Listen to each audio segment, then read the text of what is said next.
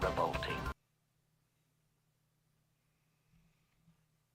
Dina!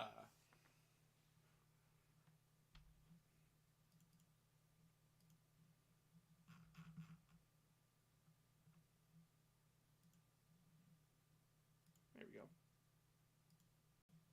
Oh.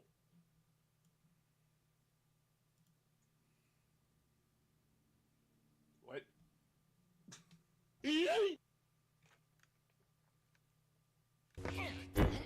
Hello.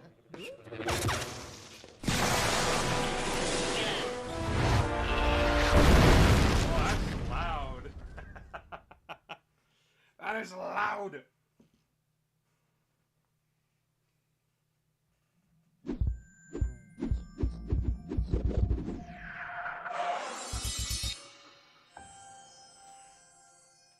What is this? Hey boss, it's been a minute since I caught a stream. Hey Tom! I gotta turn this down, holy shit. 1 second.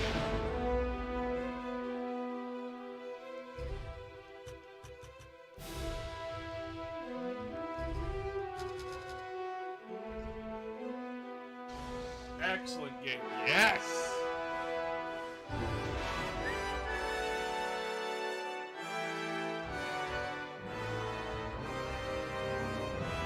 We are just gonna chill together tonight. Well, not tonight, because it's currently daytime outside. I just keep my curtains closed, because I am a gremlin. Gremlins exist. How's it going? This is going good. Aw, thank you. Appreciate it. Well, expect more on YouTube and Twitch. TikTok right now is a fucking cesspool. A bunch of, we're just gonna call them what they are, jacks! Fucking jacks! A bunch of losers and a bunch of disgusting people, honestly. Just absolute garbage. Like, just absolute trash people. That think they are so self-important. I don't know why I had the edgy stuff on. It's been like forever since I played this game. Ow.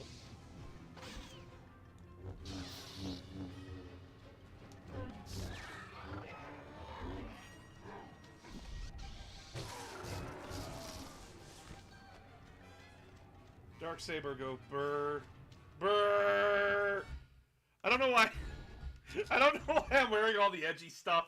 I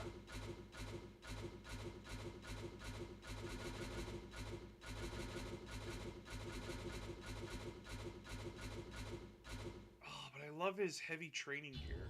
I love it. I love the heavy training gear. I haven't played this game since launch. It's been a long time. Oh yeah, it's... The PC port is not perfect, I will tell you that much. I've had a few game-breaking glitches.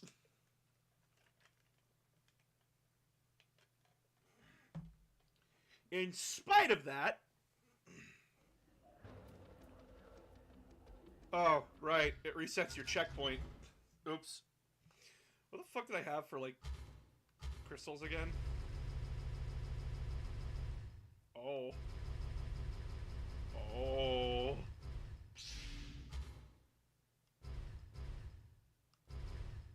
Oh, deals extra damage. Yeah.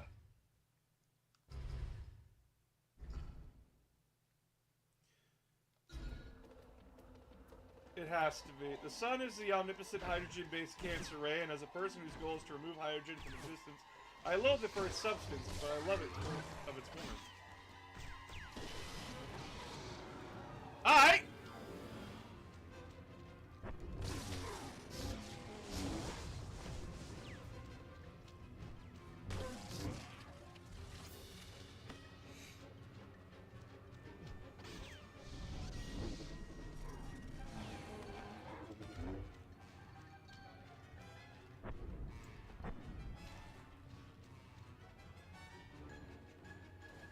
As someone who has the complexion of glow in the dark, the sun is my mortal enemy.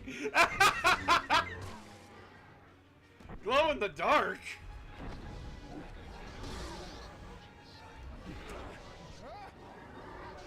Oh god, what is that audio mixing? Hold on. Get over here. Hold on, I have to figure out what the fuck.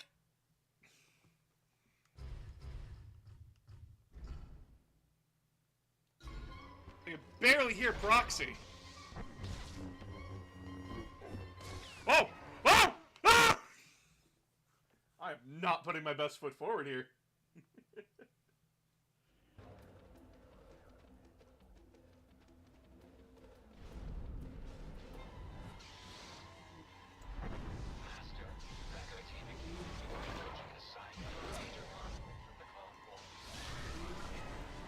Hold on a second, Proxy. Dealing with the guy. Okay. Wait, who's this? Oh, sorry, voice chat not open. Who this? No, it's open. I'm sitting in voice chat, vibing, wanting my audience to come vibe with me. Who's this? One sec. Hey. I think I have the username Hollowheart here. Yeah, Hollowheart. Hi! Yeah, he's the one I picked here. How you doing? Doing alright. I've got my kid sitting in my lap. Monster Quest is playing, and he's vibrantly interested despite being only 4 months old. A weird child. Good child, but a weird one. Yeah. And I've got State of Decay 2 playing on my Xbox because I'm a basic ass bitch. This is a fun game half the time. Hey, if you enjoy it, you enjoy it, man. Yes, get to them zombies. There's a certain joy to chucking a firecracker into an enemy base's camp and just watching a horde eat it alive. I mean, I'm playing Force Unleashed right now, so if you want to get basic. Yeah, one of the most basic Star Wars. Is it good? Oh yes, definitely. Oh yeah. Invalidate most of the big bads of Star Wars? Oh, most certainly. I do want to say though that the development of this game is both very interesting and depressing when you look into it. Yeah. Like, out of everything Disney's done to the Star Wars franchise, I kind of low-key understand them going, you know what?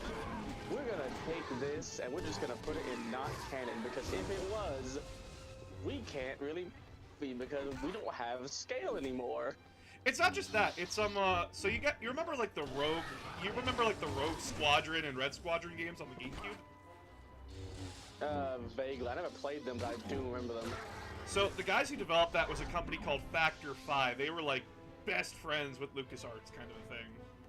And it came down to a decision from the higher ups to either remake all the Rogue Squadron games and such for the Wii with like a brand new title as well attached to it called Imperial Squadron or Dark Squadron. And a Wookiee game. Guess which game won out? Hold on, we lost out on the possibility of a Wookiee game? No, what I'm playing right now is the Wookiee game. Force Unleashed was the Wookiee game. Force Unleashed was the Wookiee game. I find that so hard to believe. And yet I have no other option to believe it. Seriously, if you have the chance, everyone, look up Did You Know Gaming's Factor 5 video. Holy shit. It is a trip and a half.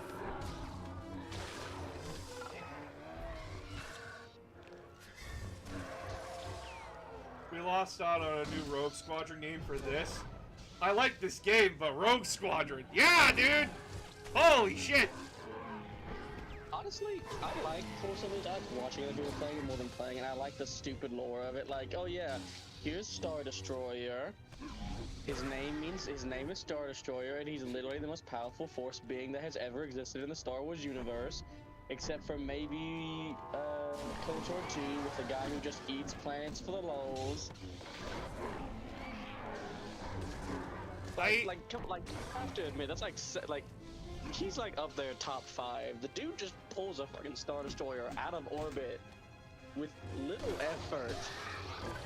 Oh yeah, it's some, what's actually funny is that, Starkiller here, or Galen Merrick, he actually popped up in a fighting game before he popped up in his own game. it? Yeah, Soul Like Calibur, Soul Calibur Calibur 4 for the PS3 and Xbox 360. He was one of the unlockable fighters, along with I mean, Yoda. everyone's popped up in the social game.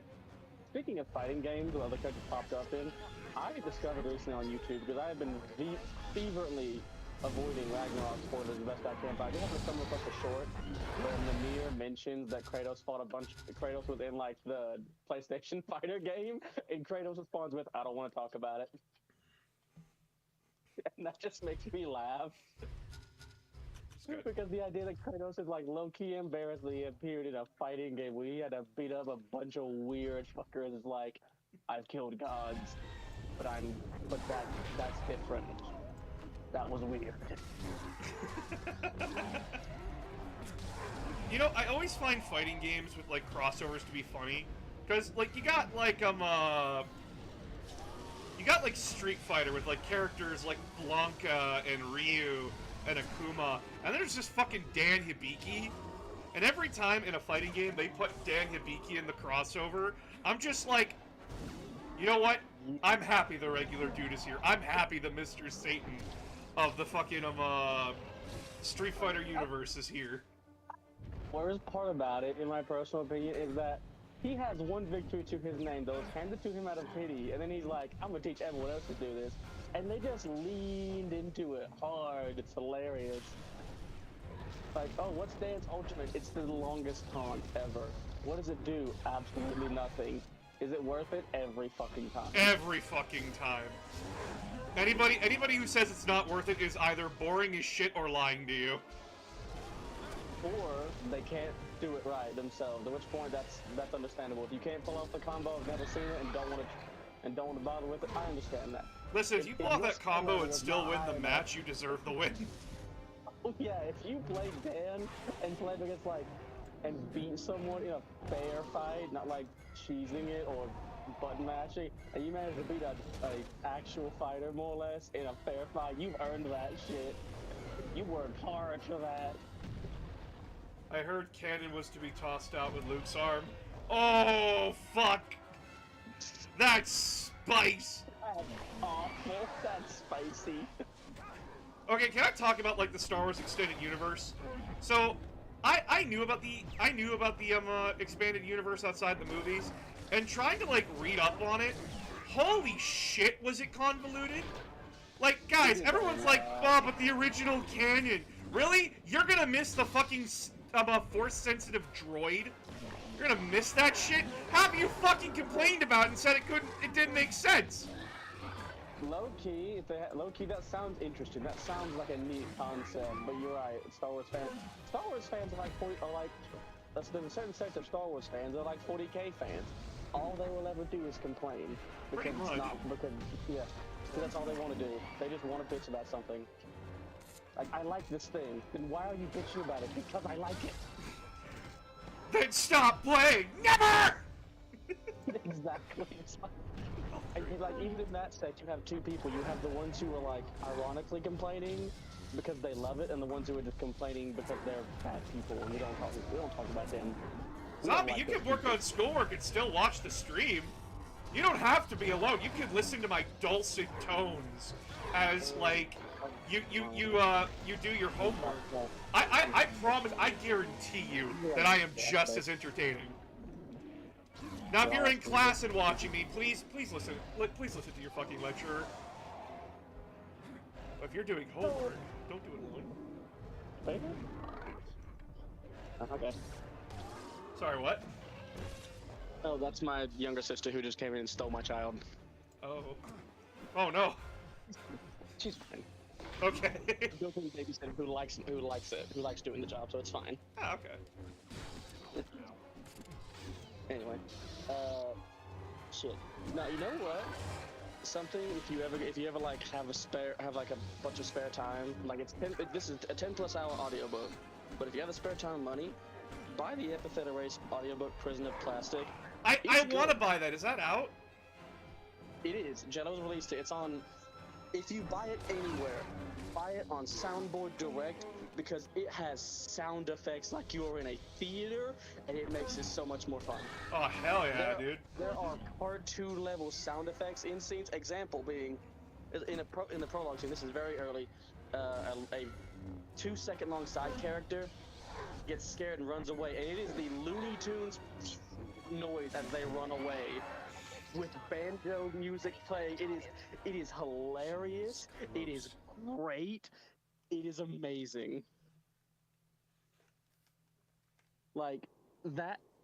I listened to that book, and that got me on my start of I want to play a Mutants and Monsters campaign. Well, I'm just the minion to like a Saturday morning cartoon evil villain who's not even evil. He just doesn't. He just wants to be the villain, and he's doing good things at the same time, like exposing corrupt politicians and robbing banks that launder drug money. So I just to children's hospitals. I just want to say this. Joseph King Dobbs says school buses could be considered serial kidnappers with the wrong context. That's oh fuck! great. I forgot about how Shang-Chi was dressed this. I don't know if this goes against Twitch terms of service. Vader's assassin. Welcome to the ancient abyss. Ooh, oh boy. Also, you've never place of seen a character get sacrifice killed more often in since Star time Wars than Master immemorial. Shakti. I have seen prepared her to meet your corpse fate. more than I've seen any other Jedis in Star Wars history. She has been retconned to be alive and then just get fucking murdered again and again. Like, I don't understand why. What's everyone's against Shakti? What is everyone's hate to Shakti? Surrender, She's assassin. not that bad. she's stuck in the fucking ground! I don't know what to do with this. Hi. Get out of the ground. I don't feel right. Like I'm a Oh, Sith, shit! I don't feel like killing you this. Like I'm a Sith, and even this doesn't feel fair to me. You know the one thing about Legends that I am kind of sad they've I think made non-canon now. Is this Well, how you that's choose to the, use your gift? There's a lightsaber form, and it's basically the classic samurai draw strikes, where you abuse the fact that you can turn your lightsaber on and off in the flick of a switch at the speed of light, essentially. Yeah. Too And it's- strong for you, child. Jedi hate it Why because do it's you come deceptive, here, Sith? and Sith hate it because it's cowardly. But a smart Jedi says, "Fuck all y'all, I win the fights." Listen, I don't care if it's cowardly. I don't give a shit if it's, like, dishonorable. I killed the Sith. He's dead. What did you all do? You stood there having a moral argument about it. Motherfucker, the Sith was murdering babies. And you're arguing about my style. I forget the name of the guy, but you're that samurai from ancient Japan who was just who was so good he could clown on everyone. Who walked up with a wooden sword to a fight and still won. I mean, if you got the style, fucking The dark rock side it, will dude. not help you in this place, child. At least a few of the time, Shakti deserves it. Listen, we all know that, like, she should have believed our boy Fives. But, like, that's not on her. His death is not on her hands. Just saying. Palpy. That's fully Palpy. There's a lot about the Clone Wars that I don't like. Example being You can't stop all the this. Anakin that showed up in the Clone Wars was not the same Anakin that showed up in the movies. And I fully believe that if that Anakin had been like propositioned by Palpatine, he probably would have stabbed Palpatine. They show enough in, like, the clone. Honestly, what got the prequels was just the acting. And that's something that George Lucas admits himself that he was never good at, was the, writing My people to be friend, people. to your destruction. George Yeah, Lucas like, is very good at writing anytime- mythology, not, Not acting with dialogue. Because anytime was it Christian Bale? Who was the dude who played Anakin? Hayden Christensen. Yeah. Anytime Hayden Christensen didn't speak and just acted like evil, he was great. The entire Jedi invasion scene where there's no dialogue, he is scary, he is evil. And then you have the moment of, I hate sand, it's coarse and gets everywhere. It's That like, is a Lucas, memeable line that is to be cherished forever. I know, but Lucas, you couldn't have hired one writer? Just Well, to look at it's not just that. It's, Lucas actually got pissed off that people weren't telling him that some things were stupid. Like, people were scared to tell the legendary George Lucas that something was bad, and he's like, no, this is something fucking stupid in Hollywood. Like, guys, I know my weaknesses. I need you guys here to fucking do your jobs. Great power, but no control. God. There's one moment in Clone Wars I hated, and that's it's the scene where Obi-Wan is on the Mandalore ship, when Mandalore is being pacifist, and you have that terrorist who's... Oh yeah, the fucking, almost everyone scene. Yeah, and like, here's the thing. Anakin kills him, and then he gets a dark side thing. Like, no, that was not dark side maneuver. That may not have been completely light side, but that was not a Sith move. A Sith move would have been to let him get away to do more damage. Well, no, because that's the thing that a lot of people get wrong about the Sith. Are Sith inherently evil? No, it's... The dark side encourages you to, give into your more negative traits, but honestly, the Sith are just more passionate. Where the Jedi are in the complete opposite direction of, like, more of the Buddhism trait, the Sith are more in the direction of, I prefer to use my power to do what I want. It's asserting you have a more grounded connection to the galaxy when the Jedi try to remove themselves from the galaxy. It just so happens to be the people. It's like the Slytherin ambition thing. It just so happens those ambitions lead to dark things. You can have decent dark side users. I need to complain about something about fucking Harry Potter here, because I despise Harry Potter with my being. I go out of my way to fucking hate it. I hate it. I only like the AU people before rather we than... change topic? What's up? So, about that scene with Anakin killing the senator that had the bomb, he could have done that My in mission a is complete, way Master. that That didn't you are end ready in to that stand senator's with me death. against the Emperor. Where Anakin does Return a lot to of my ship things at once. where he We could will do it at in last such a way that control made the galaxy. sense, not to. That's fair. And that It seems that you are about to achieve your primary programming, Yeah, Master. that's fair. Where I mean, for granted, like there's Obi-Wan, the wonderful... Finally. There's the wonderful drinking game where just take a shot. that's everyone said. I wish I could hear the discussion, but I fucking can't because the game is raping my The Emperor's ears. fleet has arrived. Oh God. There we go. Hold on. Talking to Vader. It's the music. I think they Is this like cutscene? No, this isn't. Jesus Christ! They didn't have They didn't have sound testing for the fucking Where's Juno? Yes, the pilot. Ah. She's still aboard, I believe. Shut up, Proxy! I'm trying to listen to my audience have a fucking conversation, and I can't listen to them with you talking in my ear. You useless hologram droid. I'm kidding. I love don't know Proxy. yet, Proxy's a Proxy. good Just boy. get the ship I wish ready he to was in launch. the extended As you universe. wish, Master.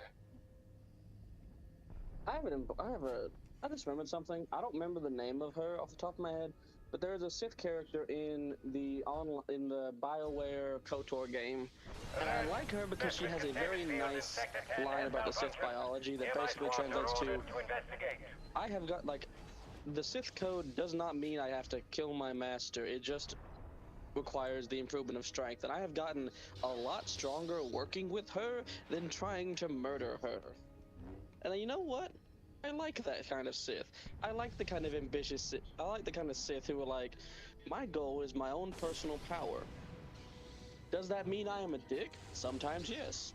But that does not mean I do things like murder competent generals because they did not account for the fact that the rebels were gonna dangle a wangle and subada babada and get the fucking thing to work right. Like, bullshit. So, Fall Knight, what the fuck did you say? I'm sorry. So the scene where the senator is holding Obi-Wan Kenobi and the love of his life like hostage with a suicide bomb. Anakin could have disarmed him in a way that did not lead to that other senator's death. But he purposely chose to take the option that would lead in his death.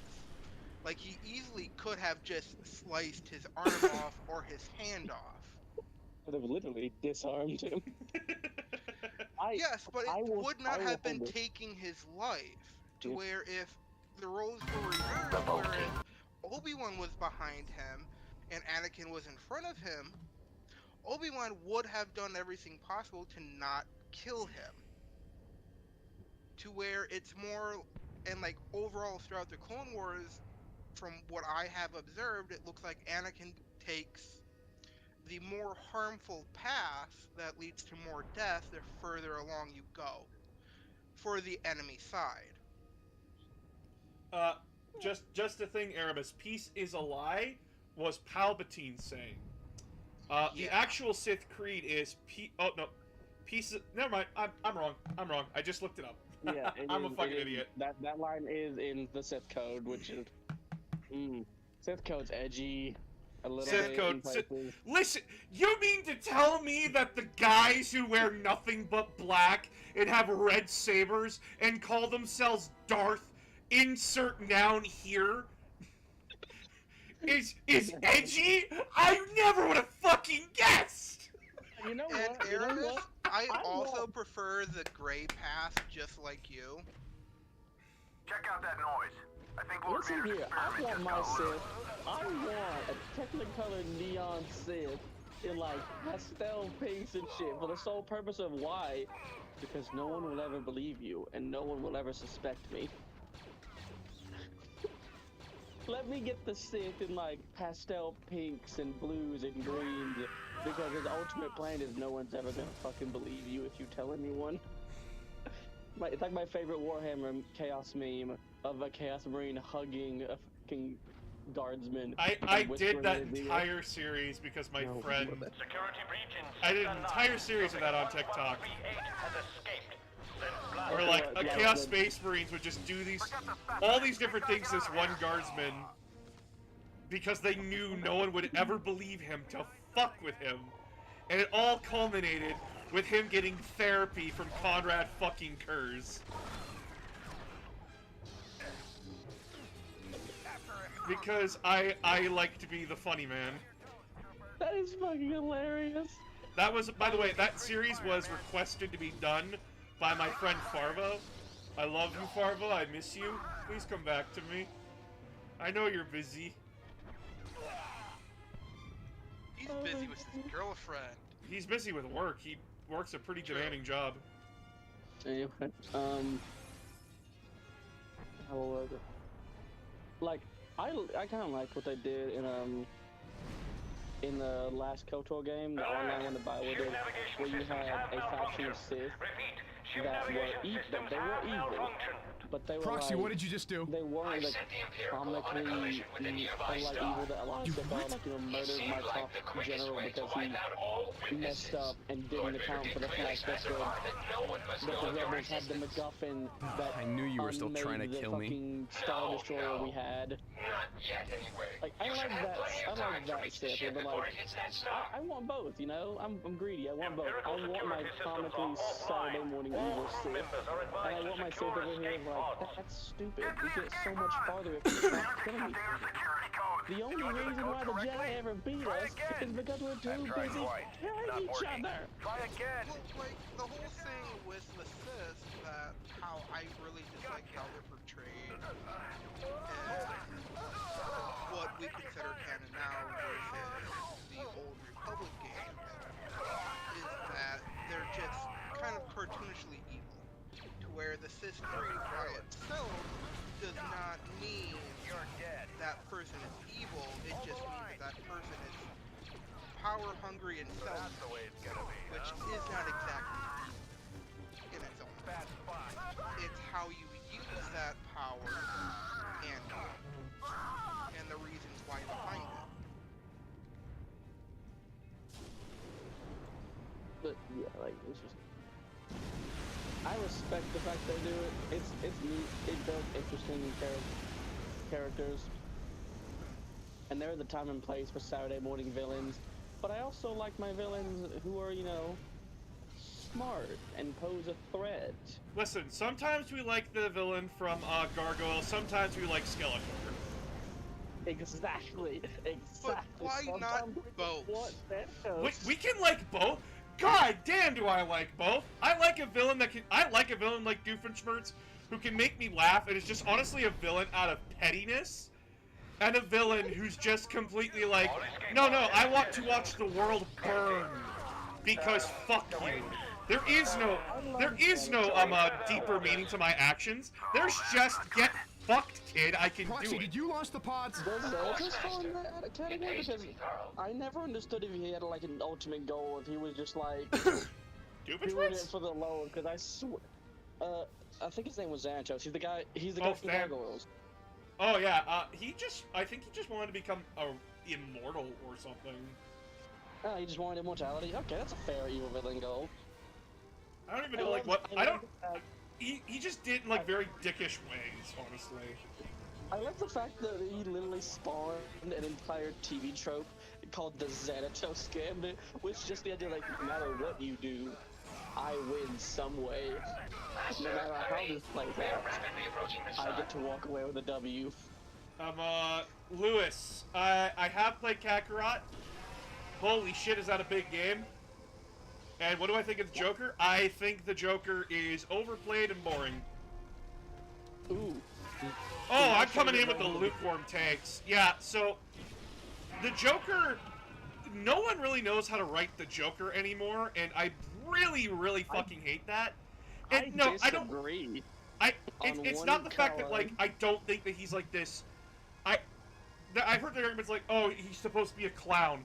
No, he's supposed to be a psychotic maniac. But you want to know what he is? He is not like this super intelligent person that outplans Batman on every single level.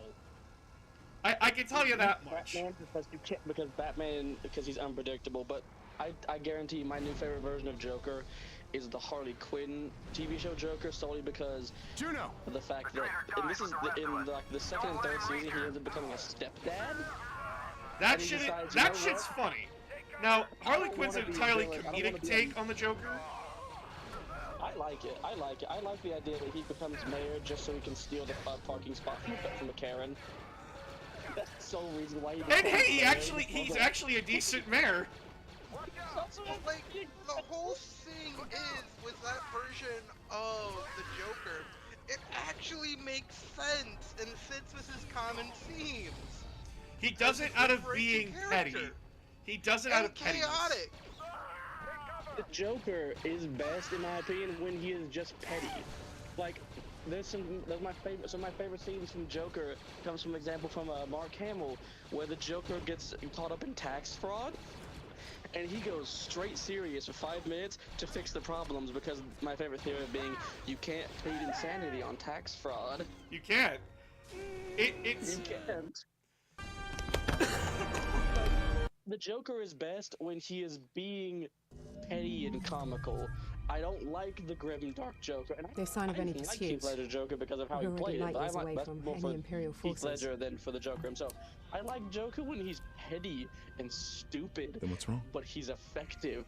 And We he's have the like, entire galaxy in there's front a of us. fine balance to it. There's a tightrope. And yet, Yeah. for the That's first time why in my I life, really love the scene in Harley Quinn. I don't know where to like go. right as the movie ends. hope you have a plan. For Joker Bruce is- Wayne. I gotta say We something. need to rally the I gotta Emperor's say something enemies. here. Shadow, Joker is not And I need to chaos find someone that can itself. teach me the things that Vader couldn't. Joker is an agent Sounds of like they're chaos. still There's two hunting Jedi. very different things here. Yes. Joker We should would be never Alex. be seen as, like, the agent of anything other than his own chaotic self-interest. He's petty, and he should always stay that way. He should not have a bigger goal. He should just be the petty motherfucker who wants to, like, screw with this rich boy. Like the idea that Joker fully knows who Bruce Wayne, who Batman is, you know. Doesn't give a do shit. anything It's about not. it. It doesn't give a shit. It- He's straight up like, oh, Batman's Bruce Wayne. That's fucking boring. Like, Yeah, who cares? my favorite interpretation will always be the Tim versus Joker, because like when the Tim Drake scene is the ultimate point of like, no, this is the Joker that I like. It's just that dark enough where he's fucking with Batman, but it makes sense for who he is. Because the Joker Exactly. is a self-interested narcissist who believes he is holier, not holier, he believes that he can just do whatever the fuck he wants. And he does. He does do whatever the fuck he wants. He gets away with it. He is fully aware of what he's done. And the fact that he takes a slow burn with Batman when it comes to his, like, corruption of Tim Drake and themes it as a family movie of torturing and brainwashing the poor kid just to tell Batman, that's right, I know who the fuck you are, and I don't give a shit. You're just a sad man playing dress-up. I'd laugh if it weren't so pathetic, but fuck it, I'll do it anyway.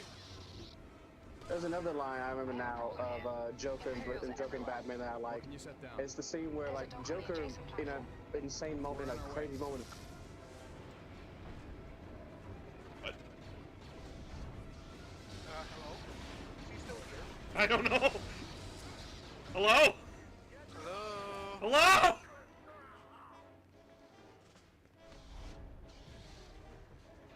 That man's fucking dead. I think he just might have left the call, or like his internet No, died. he's still in the call. I think his internet died or something. He just left the call. Something probably happened. Oh well. Hey, Doomsday. Ah, he had a phone call. Yeah, no, it's no issue. But yeah, like, I'm gonna get on my fucking tirade here, because, like, I've been delayed long enough in screaming about how fucking stupid the Harry Potter universe is, with a stupid fucking dormitory. What the fuck did I get a forced combo spear? What the fuck? Excuse you? What? Gotta move. I can't hit this guy as long as you stand. Come on!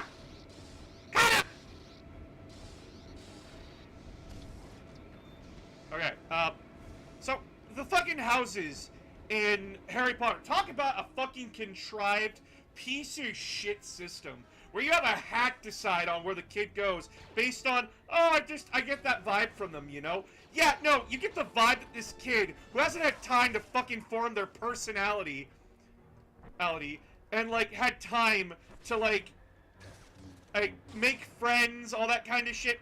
The kid said one mean thing, and he's doomed to Slytherin for the rest of his life to be bullied and prosecuted. That you're the bad guy. You're the bad guy before anything else happens. During the invasion of Hogwarts, by the way, I know what the fuck I'm talking about, because I had people fucking explain this to me, and I was forced to watch the movies. So, fuck you. I know what I'm talking about. Fucking... just like, hey, let's lock up the fucking Slytherin students because we can't trust them. Well, I wonder fucking why! You put them in the fucking villain course! You fucking dickheads! Oh, but yeah, like, they're also in the dungeon. They sleep in the worst place in the school. Yeah, no shit these kids turned out bad! You designed it to be that way! Holy shit, dude! Bad writing at its finest. What is talking about before I had to leave for a phone call with a Joker? We've been talking... I'm sorry, I had to leave for an... No, don't worry about it. We were like, is he okay? Did he die? No, death cannot touch me. It has tried. Anyway, we're talking about Joker in case. Oh yeah, I remember now. It's this one rare moment of clarity that Joker has of sanity, and he's talking to Batman, and he's like, oh, this reminds me of a joke, and he basically explains he explains to Batman in the form of a joke why no matter what Batman will do, he can't help Joker because a crazy person cannot save a crazy person, and Batman is insane, and he's aware of this in his better iterations. He's aware that he's kind of crazy. I mean, it's pretty crazy all the shit that he does do. Yeah, like I liked that scene because it's like straight up Batman laughs because he understands what Joker is saying. I hate the fucking Batman who laughs. I like the idea of a Joker-fied Batman. I like that idea. I hate where they took him. I'm not talking about the Batman who laughs. I'm talking about Batman, like normal Batman, laughed at the fact that... Oh, Joker, yeah, sorry. Yeah, he explains that, you know, like, there's nothing you can do to help me because we're both crazy. No matter what you try. Like, yeah, you know what? I can appreciate that kind of joke. I can appreciate that moment of Joker having that sanity and clarity where he's like, nothing about what you do is going to help. And that's okay, because I'm crazy and you're crazy, and there's nothing we can do about this. And then he goes back to trying, being insane. I like the moments where I like the moments where you see Joker just having a drop of sanity to where he's, like, stepping out to, who was it? There's the Necron guy. He's a general, and he speaks like an old tally-ho, lads, and he's... Oh yeah, fucking, the one with, what's it called? Alzheimer's. Nemesis or Xandrex or something like that. Yeah. Yeah. He's got space Alzheimer's. And you get those moments where he's like, yeah, it's future space Alzheimer's. And you get those moments of clarity where he's like, maybe I am a robot, maybe everything's, but like, why would I accept that when I can just live in this little fantasy world that my brain has made for itself that's so much nicer? And he's surprisingly competent still. God, my favorite's like, I love the description of him when he's just like, oh, where's my dinner guest? And his fucking guards have thrown him out the fucking airlock. Fuck, Yeah. that shit's funny to me. But yeah, like, I could complain about Hogwarts a little bit more, because fuck Harry Potter. I only like Harry Potter for the AUs people make of it. I like the idea of a wizarding school, but I don't want J.K. Rowling anywhere near it. Yeah, no, listen, magic school is cool. Hogwarts is not. Listen here, you have out of every character that I know about in fucking Harry Potter, who turns out to be the biggest dicks? Gryffindor. Slytherins. No, Gryffindor. Harry's dad was a bully. Yeah. Guess what house he was in? Gryffindor. Gryffindor. You wanna know who the only dicks are that you see in any of the Harry Potter books? It's fucking the blonde kid that acts like a dick with his entourage. That's it. You never see anything else of House Slytherin. You never see all the other fucking kids from Slytherin. Also, Snape was the ultimate example of an incel. You see one other thing where Voldemort says, if you bring out the one person I want, the rest of you will live. And Slytherin's like, well, what's stopping us? And everyone's like, no, you awful person. We're not gonna do that. It's like, that's a logical statement from a Slytherin. Slytherins are about ambition and most importantly, really themselves. That's a perfectly reasonable statement to come from them. You mean to tell me if we just give this one kid, we'll all get to live? That's not a bad deal to me. Granted, a lot of Slytherins are pureblood anyway, for some reason. But yeah, like, Gryffindor. Everybody that's in there is a fucking asshole! Because they get turned into that. Because, like, oh yeah, Gryffindor's the hero house, so they get this big fucking prideful head and then turns into shit. They're also, like, a lot of them are pro-slavery in that house, too. Yeah. I mean... Yeah. I was beginning to worry that you died in your sleep. The world of Harry Potter is gross. I'm starting to wish that I had. It's like, it's a very nice house to call. We've reached Don't Kashyyyk. look at it too hard, it'll break apart. I still think this mission's too dangerous. The Ah! planet is completely controlled by the Empire. It was badly written. I have Contact watched better an be entire reliable. breakdown I trust with, him. by the way, examples smuggled and me to evidence Cloud of all City, this and shit. he's an old ally to the Kim, Jedi Kim, Order. I have But turned all you I need have to know turned is the that there's volume something down on very everything, valuable to him and down the there. cutscenes You have get their it, own and maybe fucking he'll agree to help value. you fight the Empire. What is happening? Get what? Why is this programmed Patience, this way? boy. What is with the Who PC decided? port of this game? No. The cloaking You device is get, fully functional. I turn the volume take us down on the game, but the cutscenes go, I live in my own universe. I live in my own space. Fuck you, bitch! I will not be silenced! Cutscenes in a video game. I reject your reality and substitute my own. So, fucking,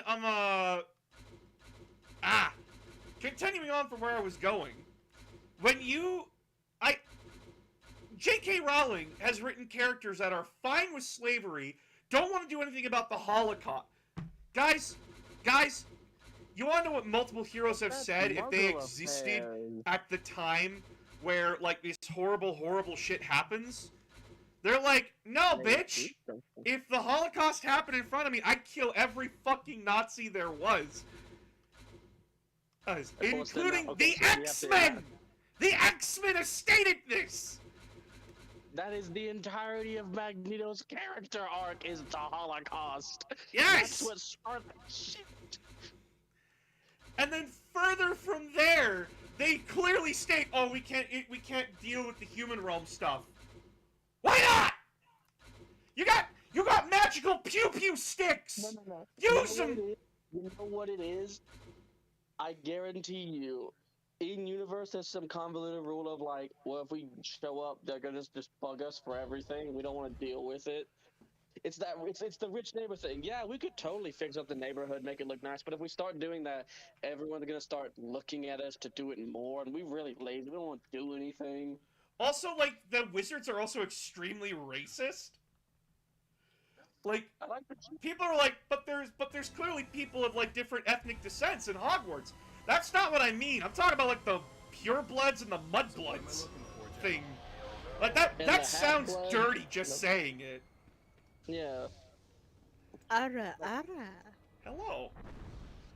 I'm sorry, what? She has been summoned. Emerald has been summoned, and Who summoned her? Emerald does not. So here's the thing about Emerald that my audience needs to know about my admin and close friend Emerald. Hi. You do not summon Emerald. Emerald summons themselves. Emerald is a creature of their own design. If they wish to dress the way, if they wish to come in and speak their fucking mind, they're gonna come in and speak their fucking mind. They're gonna do what they want. Oh. Hey. Hi. Guess what? What? Not to you, boss, to the audience. Oh, God. Take a side note here for a sec. It's okay, Pat. On another unrelated side note real quick, I love how everyone continues the sup boss thing. You literally held evil minions. Hi. How's it going? I hope all you have drank your water, eaten your food. If you haven't yet, get a proper fucking meal, and don't just go and, drink a fucking coffee. That's not a fucking meal. Don't you dare fucking tell me otherwise. I love you all. Please go and actually eat food. Like a muffin or something. My God, you remind me of Giovanni. You remind me of Giovanni Potage with that shit. Now. Up, down, left, right, BA, select, start. Bye. Bye, Emerald. Love you. She's scary. Oh, she's scary, but she is a very close friend of mine. I love her very much. She's not scary. She's entertaining. If she I adore her friendship. She's great. You can be both. You can be scary and entertaining. Damn right. This is a world of that such thing existing. I can't fucking I didn't speak even today. notice that this thing had a camo pattern. I know her too well to be scared of her. I know her very well, and I'm scared of her wrath. Like, oh, don't get me wrong. I am scared of her wrath, but I am not scared of her in general. God. You know, that is the wrong choice. I have the urge to gush about epithet arrays so hard, but I don't want to because I don't want to ruin anything and turn people off from it. What's so wrong with epithet erased? I want to gush about it. Why not? So hard, but you know what? No, I'll fucking gush about it. Epithet Erase is one of like the most funniest YouTube animated, quote-unquote animated series out there. You can't really call it animated because it's mostly character portraits. Did we say epithet erased? I fucking love that. They released they released flippin' rules. Have you listened to the audiobooks? They released the rules though for a roleplay of it. Yeah, because dude. it all started out as a roleplay. Jello Apocalypse is one of the funniest people on YouTube in my opinion. So like I will actively like fucking promote his shit if given the chance. Like given the fucking chance. I don't even do it for money. I would just say no. Go watch Epithet Erased after the stream, by the way, after the stream, because I also need the support. But Dude, Fuck! But like, it's so good. I love it. I love it.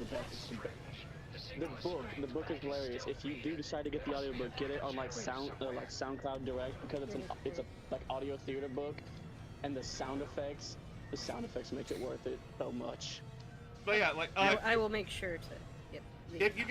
If you wonder what the hell Epithet Erased is, it is a series by Jello Apocalypse on YouTube, where essentially you're in a world like My Hero Academia, but instead of quirks, you get a thing called an epithet. It's something etched into your. It's a word etched into your soul.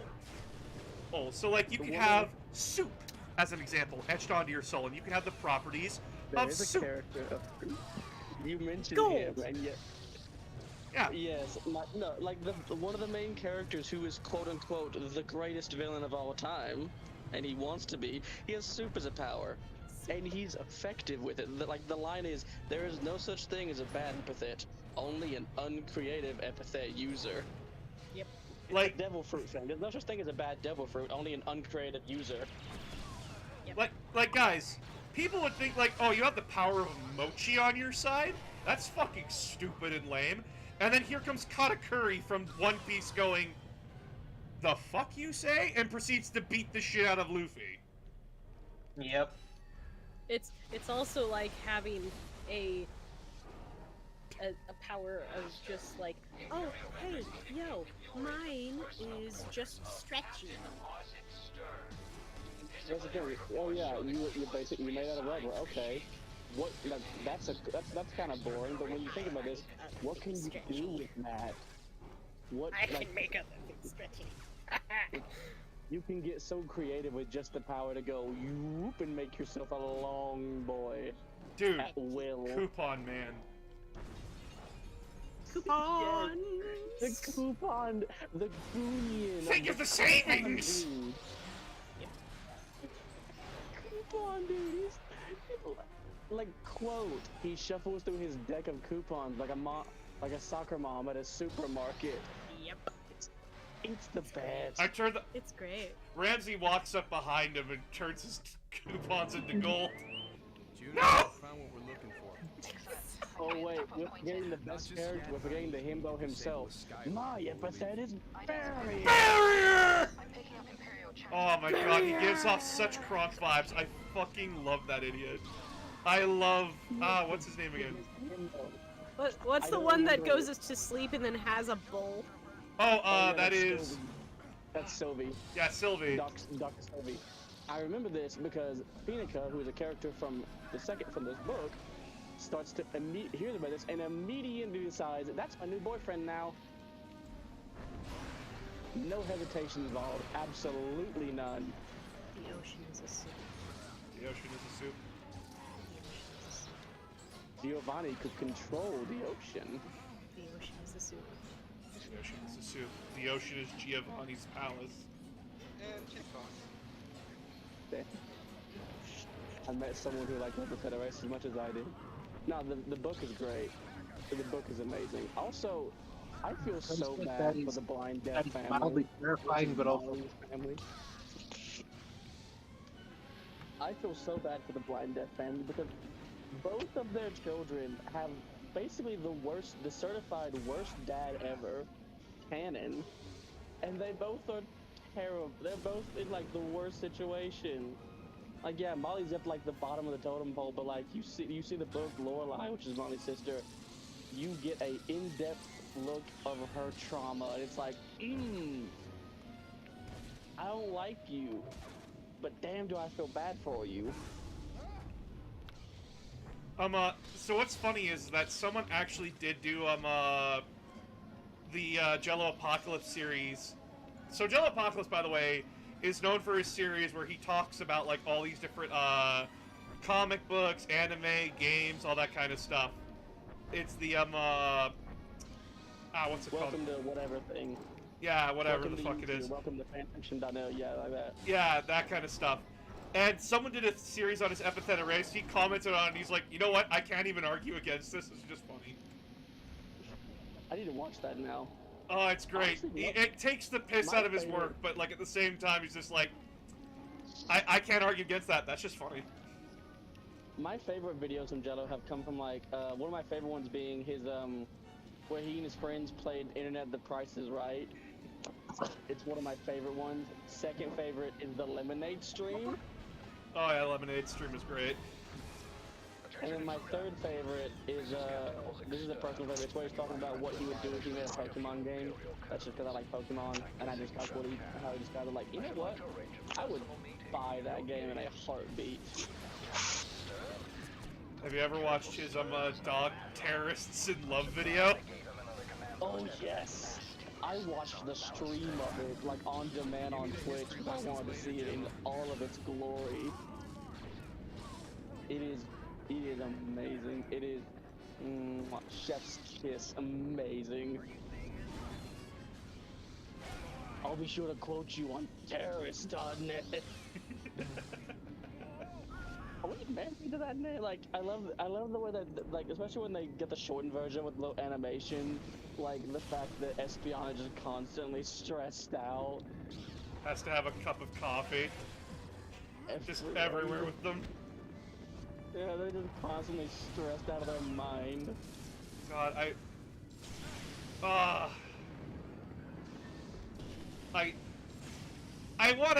envy that, like, creative talent. But, like, it's just so good. It's great. I love the show so much. I love his content. I wish for more of it. Like, that is entirely why I supported the Kickstarter, because I want more of it. I listened to the book, and my first thought was, I want more of this. I want 6 seasons in a movie, or at the very least, another fucking book. Well, Jello also said, like, he doesn't, if a project goes on for 2 to 3 years, he loses interest in it real quick. And he, like, did make a comment saying, like, that spells like disaster for Empathetic Race. No, I want another book. I want to follow the story of Molly and Giovanni and shit. I want, like, the comedy of, like, shit. It's so good. By the way, Chad, if you're wondering why I'm releasing the Wookiees now, is because, like, the AI for the Wookiees in this game, although very helpful against regular and advanced stormtroopers, they have a bad habit of jumping into things that they can't handle. So, like, watching a Wookiee just vaporize itself because an enemy is... Jesus Christ, Wookiee. Just... What the fuck?! This guy is, living his best life. Got it.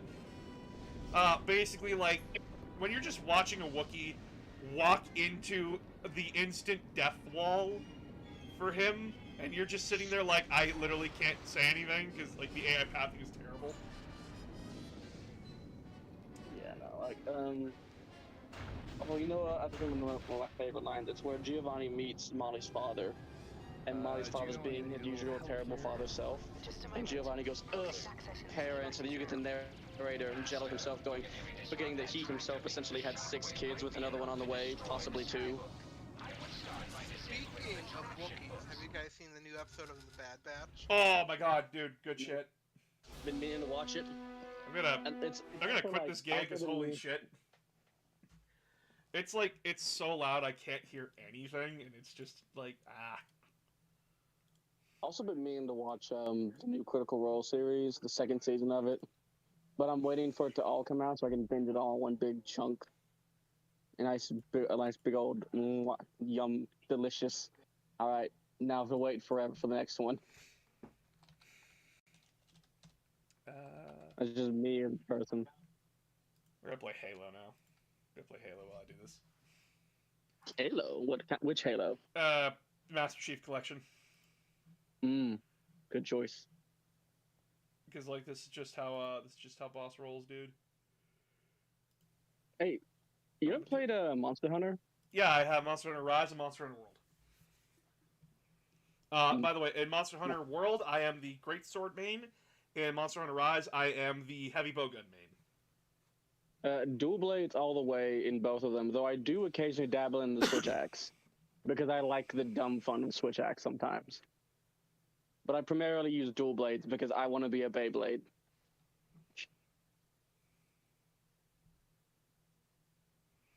Like, in World, when I got the Odogaron set with all the stuff to it, and I started, like, actually being able to rip everything apart, I got stupid, like, oh yeah, this is the strat, this right here. Let me just turn everything into mush. I am a blender.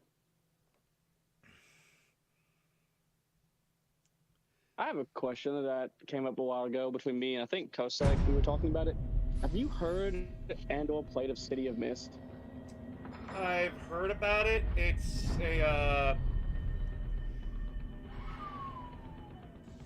It's powered by the apocalypse. I think it's a TTRPG. Oh, I thought you were talking about like the video game that's been like fucking legal hell for the past like 5 years. No, I don't. I'm talking about a TTRPG. Basically, you play as someone in this city, which is a city, and the plot of it is that you as a person have awakened an inner power, and it's based off like literally things like Odin, Sun Wukong. In my case, I made a character based off the storybook, the Grimm Stories archetype of Jack, like as in Jack the Beanstalk, Jack Be Nimble, like that guy, the guy who literally gets out of every story scot-free, bulletproof. And I had plant powers and luck powers, and that was stupid good. I would just like, oh, we need to get across town real quick. Okay, and I would just take a step and just shoot across town like a bat out of hell. Yeah, I liked that game. I like that TTRPG. I want to find someone to run it, but it's very hard. It's very hard to find people to run these niche RPGs. Like, I've got a PDF for a tabletop game that's loosely based around 5e, where you get to play as a dog. Woof. And you get to, and your goal is to be the goodest boy. And the storyline is, and I quote, "It's the apocalypse. It's the post-apocalypse. Humanity is gone. The world now belongs to dogs and cats. You have the evil Mao Empire, The which is Mao Japan Empire. Move out. Yes, it's called the Mao Empire. It's like Japanese sort of, and it's cats. Please tell And me the like, Mao Empire is not communist. No, it's like feudal. As far as I know, everyone I read, it's like feudal Japan. Okay, because if they made it communist, like, just No. It's feudal Japan. Like there's cat ninjas and shit. Basically imperialist. Wait, no, you said ninjas, so basically that would be feudal Japan. Yeah, that's what I said. That, like, the Mao Empire is feudal Japan, and like the Pugmire Empire, which is of course what we call the reason why it's called Pugmire is because all the old photos have pugs in the laps of humans, so the dogs attributed that to. Those must be royalty because they are the best boys sitting with the humans. Even though pugs' Like, existences are nothing but suffering. Yes, the extrapolations are great. Example, a friend of mine once played one, and he played a wiener dog, and his character had flails, and he would describe him running into battle like a wacky, wavy, arm-flated, wooden-flailing tube man. It's yeah, the Pugmire is like Western, and like the Mao Empire is Eastern in its inspirations from what I've read of it and looked into it. I do own the books, the PDFs. But like that's just from, I haven't managed to play it, which kind of is sad because I haven't found anyone to play it. But it looks and reads fun. I've got a bunch of. I have the Exalted PDF, and if you know what that is, hello. I love the game. If you know what I mean when I say the Exalted third edition PDF for the TTRPG, then you know just how crazy it is.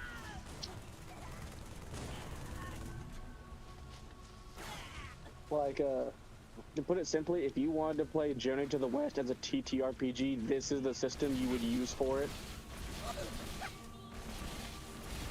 You could use any system really for the Journey of the West. You could, but like Exalted specifically really leans into what like the crazy shit that happens. Like, it is like. Let me give you an example real quick. So most RPGs start you off at level 1. It's like, you're a fresh adventurer, you're a rookie, you're a newbie. You don't know shit, you don't know nothing. Level 1 for the Exalted. Hello, ancient god emperor that has awakened for us all. Would you like your ultimate golden mech back? I don't like that, personally. I like it for the sole purpose of the, like, I like the sound of dice clicking together, and I like the insane anime bullshit. It's fun for one-shots. Longer campaigns are hard. If you're gonna do like a one shot, it's great for it. I have been the kind of person who's like, I like people earning their abilities and shit. I don't like characters just being OP off the bat. The plot is basically you are literally like a god that has been reincarnated. Like, that is the entire plot. It's insane. I get that. I'm also just sick of the reincarnation plots personally as well. Blame anime. Yeah, that's perfectly fair.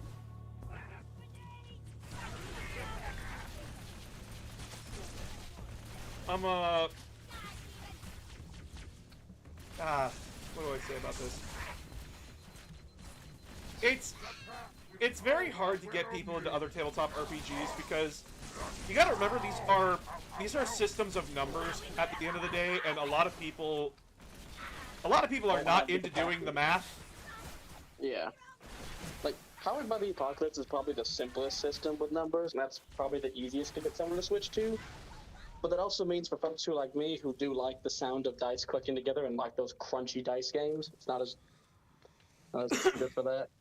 Like, trying to teach my fiance D&D or 40k has been a nightmare because to them, numbers are binary. They either go up or they go down. In 40k, she calls numbers are backwards in 40k. I watched your videos of like the short explanations, and they've made some level of sense, but that might just be because I have like played TTRPGs enough to kind of start making sense of it pretty quickly.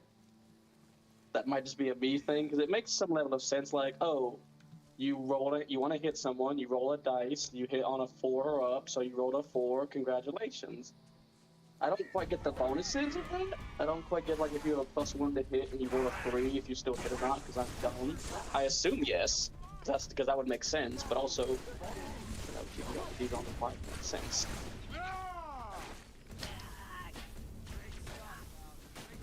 It's it all comes down to personal taste and if people want to try something new. Humans, for as adventurous as we are as a species, we are also very comfortable in our boxes. I am a starter with Pathfinder. I was very hesitant to go into D&D. And then I learned how simple fucking D&D was compared to Pathfinder. I'm like, wow, this is a lot easier to pick up and play, but it's a lot less complex than Pathfinder. On the subject of Pathfinder, have you played 2E? Yeah, I have. I like it. I got a friend who's prepping to set up a game, and I'm currently planning to play a Kitsune Witch, and I fully plan to lean into some of the dumb shit I can do, like getting a war form. I'm currently playing a luck-based cleric. Ooh, nice. I'm a big fan of luck. But yeah, so something I do want to talk about. I posted a video to TikTok today. I'm not done my break on TikTok, by the way. Fuck TikTok right now. It's absolute fucking cesspool of bullshit right now. Indeed. I made a video basically promoting my other shit, and it's in response to some fat. You know what? His weight's irrelevant. His weight's fucking irrelevant. Just some fucking sad old white guy who basically said, like, well, you lied about shit, so hope you stay off the platform for good, or like, get off this mortal coil kind of shit. And I'm like, wow, you're just the saddest fucking excuse of a human being, aren't you? And I just want to point something out to everybody here in my audience who is of the LGBTQIA+ community, or anyone else who's like suffering bullying. Remember, these people go out of their way to be fucking miserable pieces of shit. We're trying to live our lives, and they're going out of their way to be miserable. We are not weaker than these fuckers. We are stronger than these fuckers.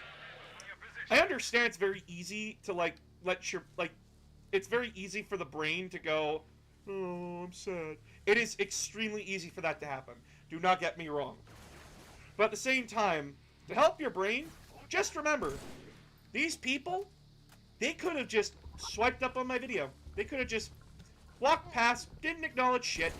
But no, they felt so fucking angry.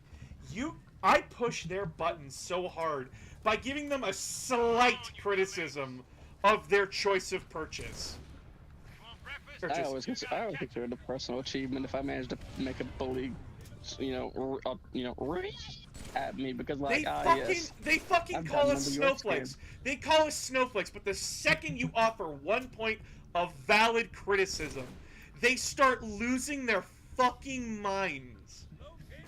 I am proud of like making those people fucking lose their shit. Yeah, sure, I had to walk away for a little bit because like you can only just see so much negativity on your screen that you just have to like wait for it to pass. But holy fuck, dude. They're so fucking... They're such fucking babies. These in the people, words of a Night Lord... Go ahead. They're such fucking loser babies. That, like, they can't handle it. The fact that I say, like, hey, if you're purchasing this game, you're supporting a turf, just FYI, it doesn't make you a bad person, but it does, like... You need to think about that just a tiny bit. There are other games you could be playing that are worth more of your time than a game from a company that made Cars 3. Cars 3. You could buy the new Dead Space. You could buy any of the new indie games that came out. That would offer you a much greater experience. What game are you talking about? Hogwarts Legacy. Like, people are like... Boss, can I throw something out? Yeah, sure. There? Okay, just hear me out. Just hear me out. I don't think it's really the people, getting angry that you're, saying, oh, don't buy this game. I don't think it's that. You're not wrong. I don't agree with freaking J.K. Rowling's bullshit. Honestly, what she said was freaking horse shit, and she needs to freaking learn some bullshit. But there is a group of people out there who are saying if you play this game, you deserve to be canceled. Who is saying that? There are people on Twitter that are saying you should not, if you play the new Hogwarts Legacy game, you should be canceled for playing this game. So, what am I supposed to be mad at? No, people are getting mad. No, people are getting mad that people are saying that if you play this game, you should have everything you freaking worked your ass off to do. Just Thanos snapped. Cancel culture doesn't work. Okay, well, that's what they're pissed off about. I about. don't give a shit. Seen. Here's the thing, though. You think I care about what Twitter has to say? Twitter's owned by a rich billionaire who lost half his money on a fucking impulse buy. You think I give a shit about what some anonymous person on the internet has to fucking say? Okay, well, that's understandable. I also need to point out to you. If you're a bad person, yeah, social consequences are going to happen. Now, should people lose their jobs over playing a video game? No. Should they be criticized for buying a game that supports a turf? Yes. Now, there's varying lengths to this. And I can't control everyone. It's not my circus, not my monkeys. I criticize plenty of people. I criticize myself. But do not come to me with this fucking, oh, well, some people want others canceled. Motherfucker, I have been threatened to be canceled. I have made fun of so many far-right pieces of dipshits that they would cancel me in a fucking heartbeat. And you want to know what? Cancel culture doesn't work. It never has. If I may for a second. I am completely on your side. The same people who are complaining about, like, who are, like, fighting back are the same people who are threatening us and the people we love for being gay. Who are non-binary, who are trans. So, I don't give a fuck what they think. And I'm not I'm not saying that that should be happening. Also, which I understand that you're just saying what they're saying, but where they're coming from is such a point of privilege and ignorance that it does not make fucking sense.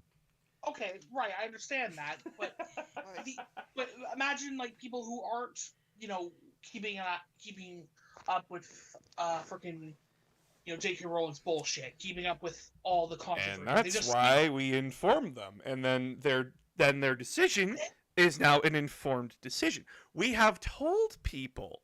Now, I understand that not everybody has a Twitter, not everyone has a TikTok, not everyone has a YouTube, but if someone tells you what J.K. Rowling has done, and your response is, "Oh, I'm going to continue to support that, even if not directly, I'm still buying the game," that tells me more that I told you that the Holocaust happened, and you don't give a shit.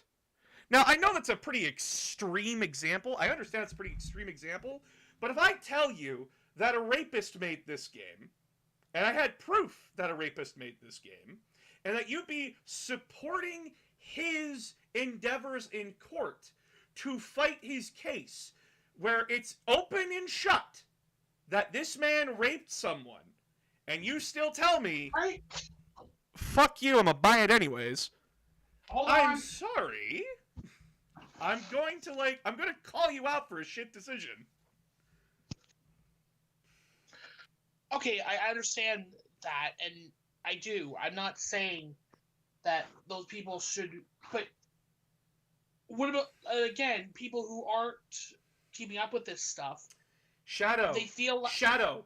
Do these people who are not keeping up with it have massive platforms which they use to send hate towards other content creators because of physical or relationship things that those people are not fucking privy to?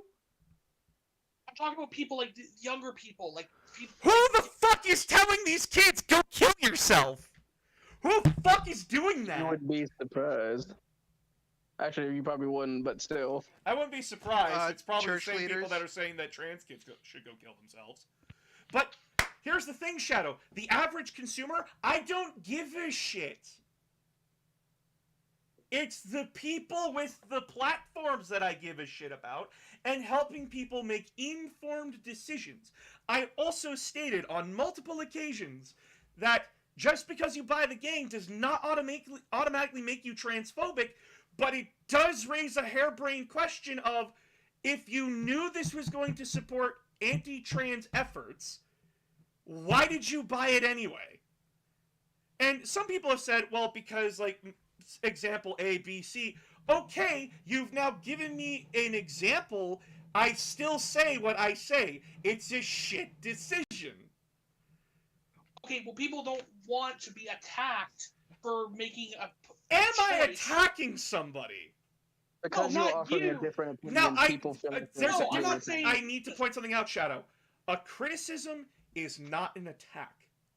I'm not saying you're attacking And anybody, boss. by the way, I need to point something out to you. Pokemon nearly got canceled because of this fucking overreactive bullshit. And the same people that are losing their shit about cancel culture right now are the same fuckers who developed it. Sorry that your own weapon's being used against you, but here's the thing. Cancel culture doesn't fucking exist. People have consequences for their actions. You are not fucking canceled. There will always be an audience for you. Fucking, so many people have done horrible shit things, and they still have platforms. John Mulaney literally put on a fucking horrific comedian. Why am I forgetting his name? He fucking invited Elon Musk onto his stage, and they both got booed. Jesus Christ, why am I forgetting his name? What's his name? Wait, you saying John Mulaney invited someone? No, fucking, the guy who John Mulaney invited onto his stage. Okay. What's his name? What's his name? That does not sound like a John Mulaney move. No, John Mulaney let a fucking asshole onto his stage who basically went on, basically attacked the trans community. It's fucking disgusting. I hate John Mulaney now because of that. But here's the thing. Elon Musk has openly admitted to raping people and sexually assaulting his employees still a billionaire, still has a job, still gets a platform, still gets on fucking magazines. You want to tell me cancel culture means anything? Fuck off with that. I don't care about this petty cancel culture bullshit. I care about a TERF getting more money to use to hurt people that I love. I don't give a shit about what some people say on Twitter. Twitter's irrelevant. I've deleted my Twitter. I don't go on my Twitter anymore. I got banned off it because I said that Elon Musk should step off a cliff instead of stepping down from Twitter. Because I think billionaires are fucking disgusting people. Yeah, and is he in prison? Yeah. Is he in prison? No, because he's rich enough to get by.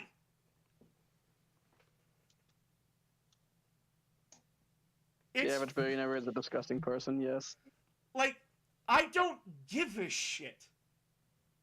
I made a criticism. People are allowed to criticize.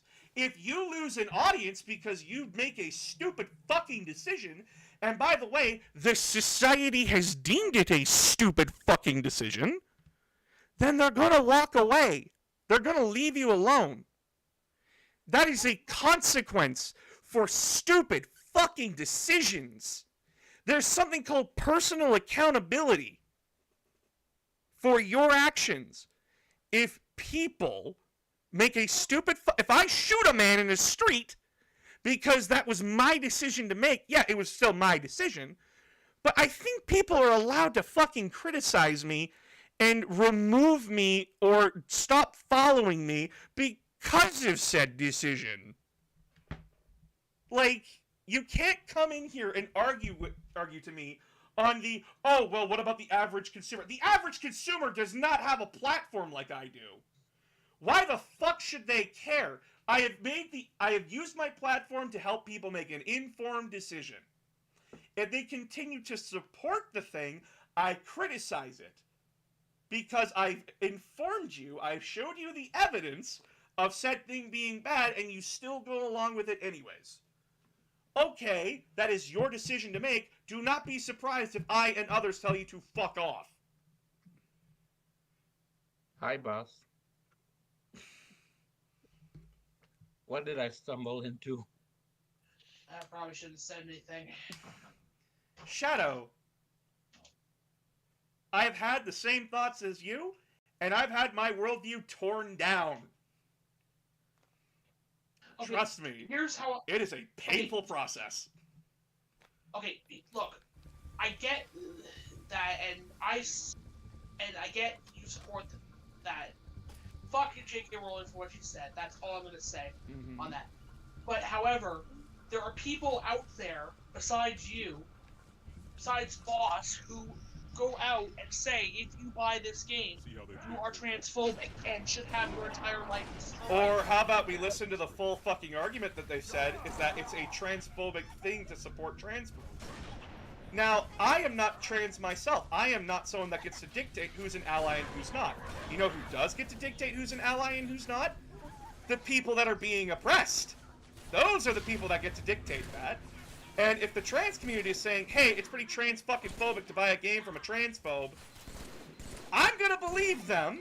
Just like how a doctor tells me, hey, if you eat this virus thing, it's gonna kill you. They're the experts. They're the people that have lived through it. They're the people that get to tell me what is bad and what is good in this situation. Just like how I get to tell people, hey, that's a pretty fucked up thing to say to autistic people. Now, I can't stop someone from doing stupid shit. I can't. I wish I could. But I can't. Words of the drunkard Ron White, you can't fix stupid. You cannot fix stupid. And, again, and here's the thing. If you're that insecure, that's not my fucking problem. That's not every trans person's fucking problem. That's your problem. If you can't handle that. That you get criticized and that an action that you take is seen as hostile to a community. Now, is the left overreactionary on some things? Oh, fuck yes, do not get me wrong. There are plenty of things that I disagree with my own side about. out. But we need to have, like, a little bit more of a fucking spine when it comes to criticism. One of the YouTubers I follow named Vosh, he is constantly told from the left that he is transphobic, that he's racist, that he's homophobic, even though he is a bisexual, actual autistic content creator who, at most, basically just doesn't give a shit about what others have to say about him, and continues to support his side regardless. Even I've disagreed with him. He says that we shouldn't really have we shouldn't have like these moral arguments about fucking capital, like buying stuff, because like people are just gonna keep having like these people are just gonna keep finding ways to say like, oh well, then if you buy Coca-Cola, you're supporting the slave trade. Whereas the argument back to him responds with yes, and I hate that fact, and I would like it changed, please. You can't just, like...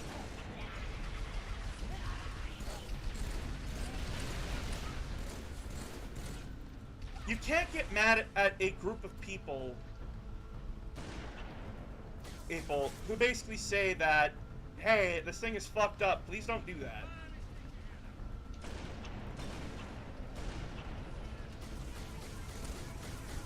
You can't get mad at them for that. As well, it's one person's word. It's someone's opinion. Now, whether you agree with that opinion or not, I can't tell you I can't tell you that. I can't force you to agree with me, Shadow. Now, I'm not going to, but I am going to point out stupid fucking things. I'm sorry. Okay, no, I understand that. That's why I wanted to say something, but I'm trying not to, sorry. You're trying to play devil's advocate, and it's not gonna work here. No, I'm not trying to play devil's advocate. What I'm saying is that they can't go up to a person who doesn't know what's going on and claim all this, call them the friggin' ism, and then expect them to friggin' support your cause. Well, here's the thing. Who the fuck is doing that? There are people online doing that right now. Cool. They're going... And why should I care? IFF confirmed. Contact is Pelican dropship. It doesn't get people on your side when you're trying to get... If you're buying Hogwarts Legacy, even after I tell you that it's supporting a turf, even if after I show you all the evidence, were you on my side to begin with? Tell the commander her ace is in the hole. Here's the thing. Most people that are coming up and saying all this shit, they have already shown the evidence. They've already talked about it. They're down or we're not. The evidence is there. Stop being lazy for 5 minutes, read an article that's 2 minutes long, and get informed. It is not in an age of information. You cannot dub yourself ignorant to a situation when someone has given you the information and that you have plenty of time to go and investigate for yourself if something is right or wrong. Get those turrets up. I do not like this argument where, like, oh, it's just people existing. Like, no one is walking up to people and going, oh, you're a transphobe for buying Hogwarts Legacy. No one is doing that. Someone says, oh, I pre-ordered the game. Shit, I didn't know this. Have most likely already gone and canceled their pre-order. If someone attacks them for that, after they've admitted their mistake, yeah, holy shit, dude, calm the fuck down. They've already admitted they're wrong. They've already rescinded it and fixed the mistake. That's an issue. But if someone says, I didn't know this, but I'm still going to play it, I'm allowed to criticize them on that one.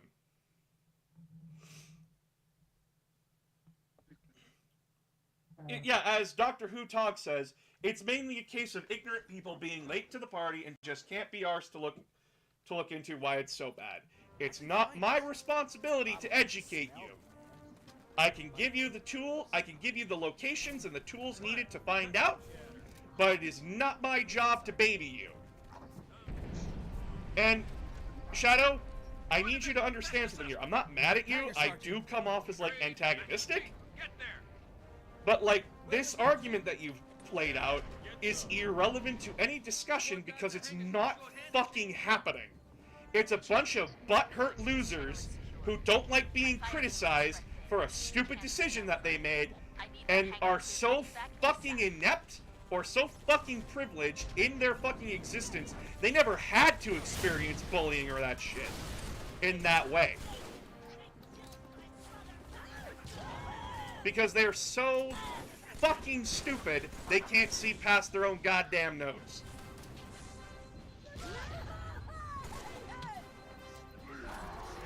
I'm going to be brutal and honest about it from now on. I'm not sugarcoating my words. I'm just going to be brutal. Because last time I was nice, I got told to fucking kill myself. And that I used my rape to lie more. I got accused of that just fucking today by the very same crowd that I'm criticizing right the fuck now. I have made no secret that I am a victim of rape. And that, hey, it's okay as a male to admit you've been raped. They use that to call me a liar. So you think I have any fucking sympathy points for these pieces of shit? No, I don't. I'm going to be fucking brutal to them. Because they don't deserve my kindness. If I tell you something is bad, I show you proof that it's bad. Not just take my word for it, I show you the proof. And you continue to choose to be a fucking cock. Your opinion means very little. If they don't show you mercy, why should you? Exactly. Now, for the regular people that are just caught in the crossfire, I don't know what to fucking say. It's the internet. If you don't want to be in the conversation, oh, look at that. Look at that, guys. Watch this cool shit. So I'm going to go into YouTube. See this button right here? I don't want to be a part of the conversation anymore.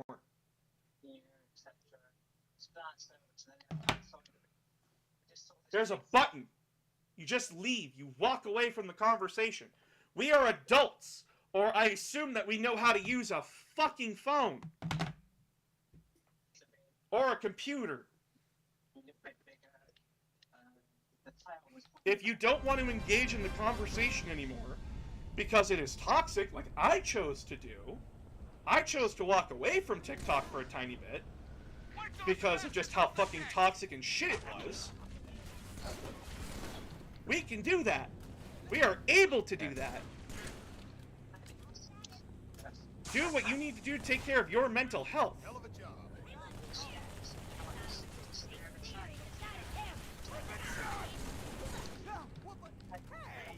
It's...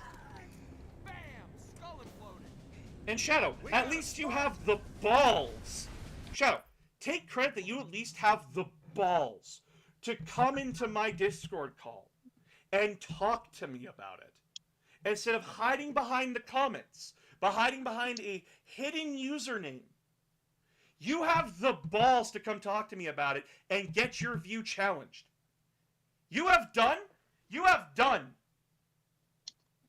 100% more than any other of those pieces of shit that I attack and criticize. You have the balls to do that. To have your worldview challenged. To say your ideas on a platform. Yeah, sure, I don't have a lot of people on here that, like, I have a very small box that I stand upon in front of a very small crowd of people. Small as in, like, the Assassin's Creed preacher on the side of the street where, like, 5 or 6 NPCs are watching him. You still had the balls to come on and talk. It's why I respect you infinitely more than fucking bald white guy number 537 who told me to kill myself.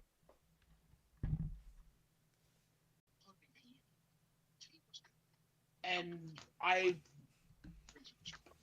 do always sound like I am.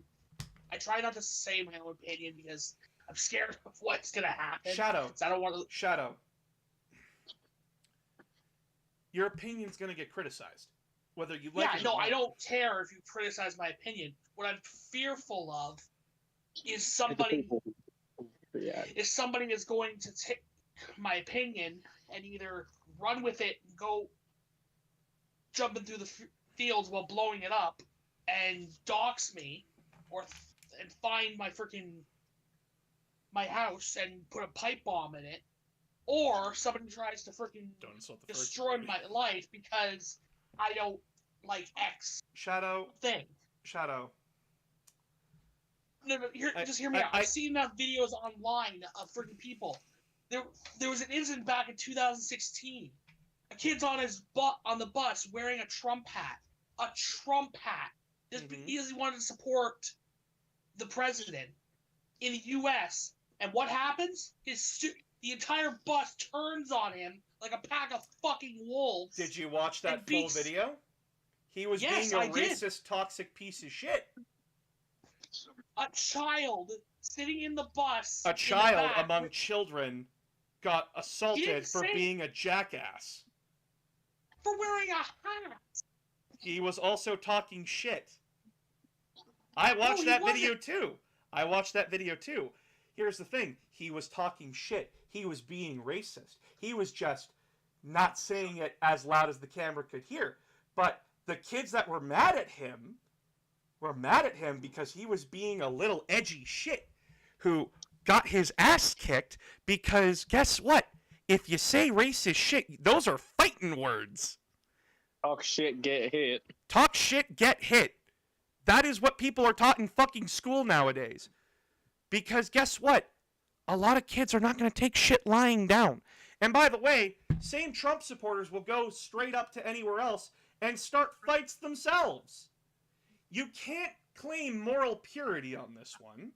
And yeah, is it shit that the kid got the crap kicked out of him?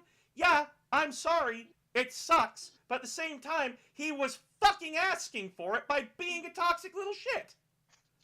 It's fucking kids. For a second? What's up? So, Shadow, I am currently substitute teaching right now.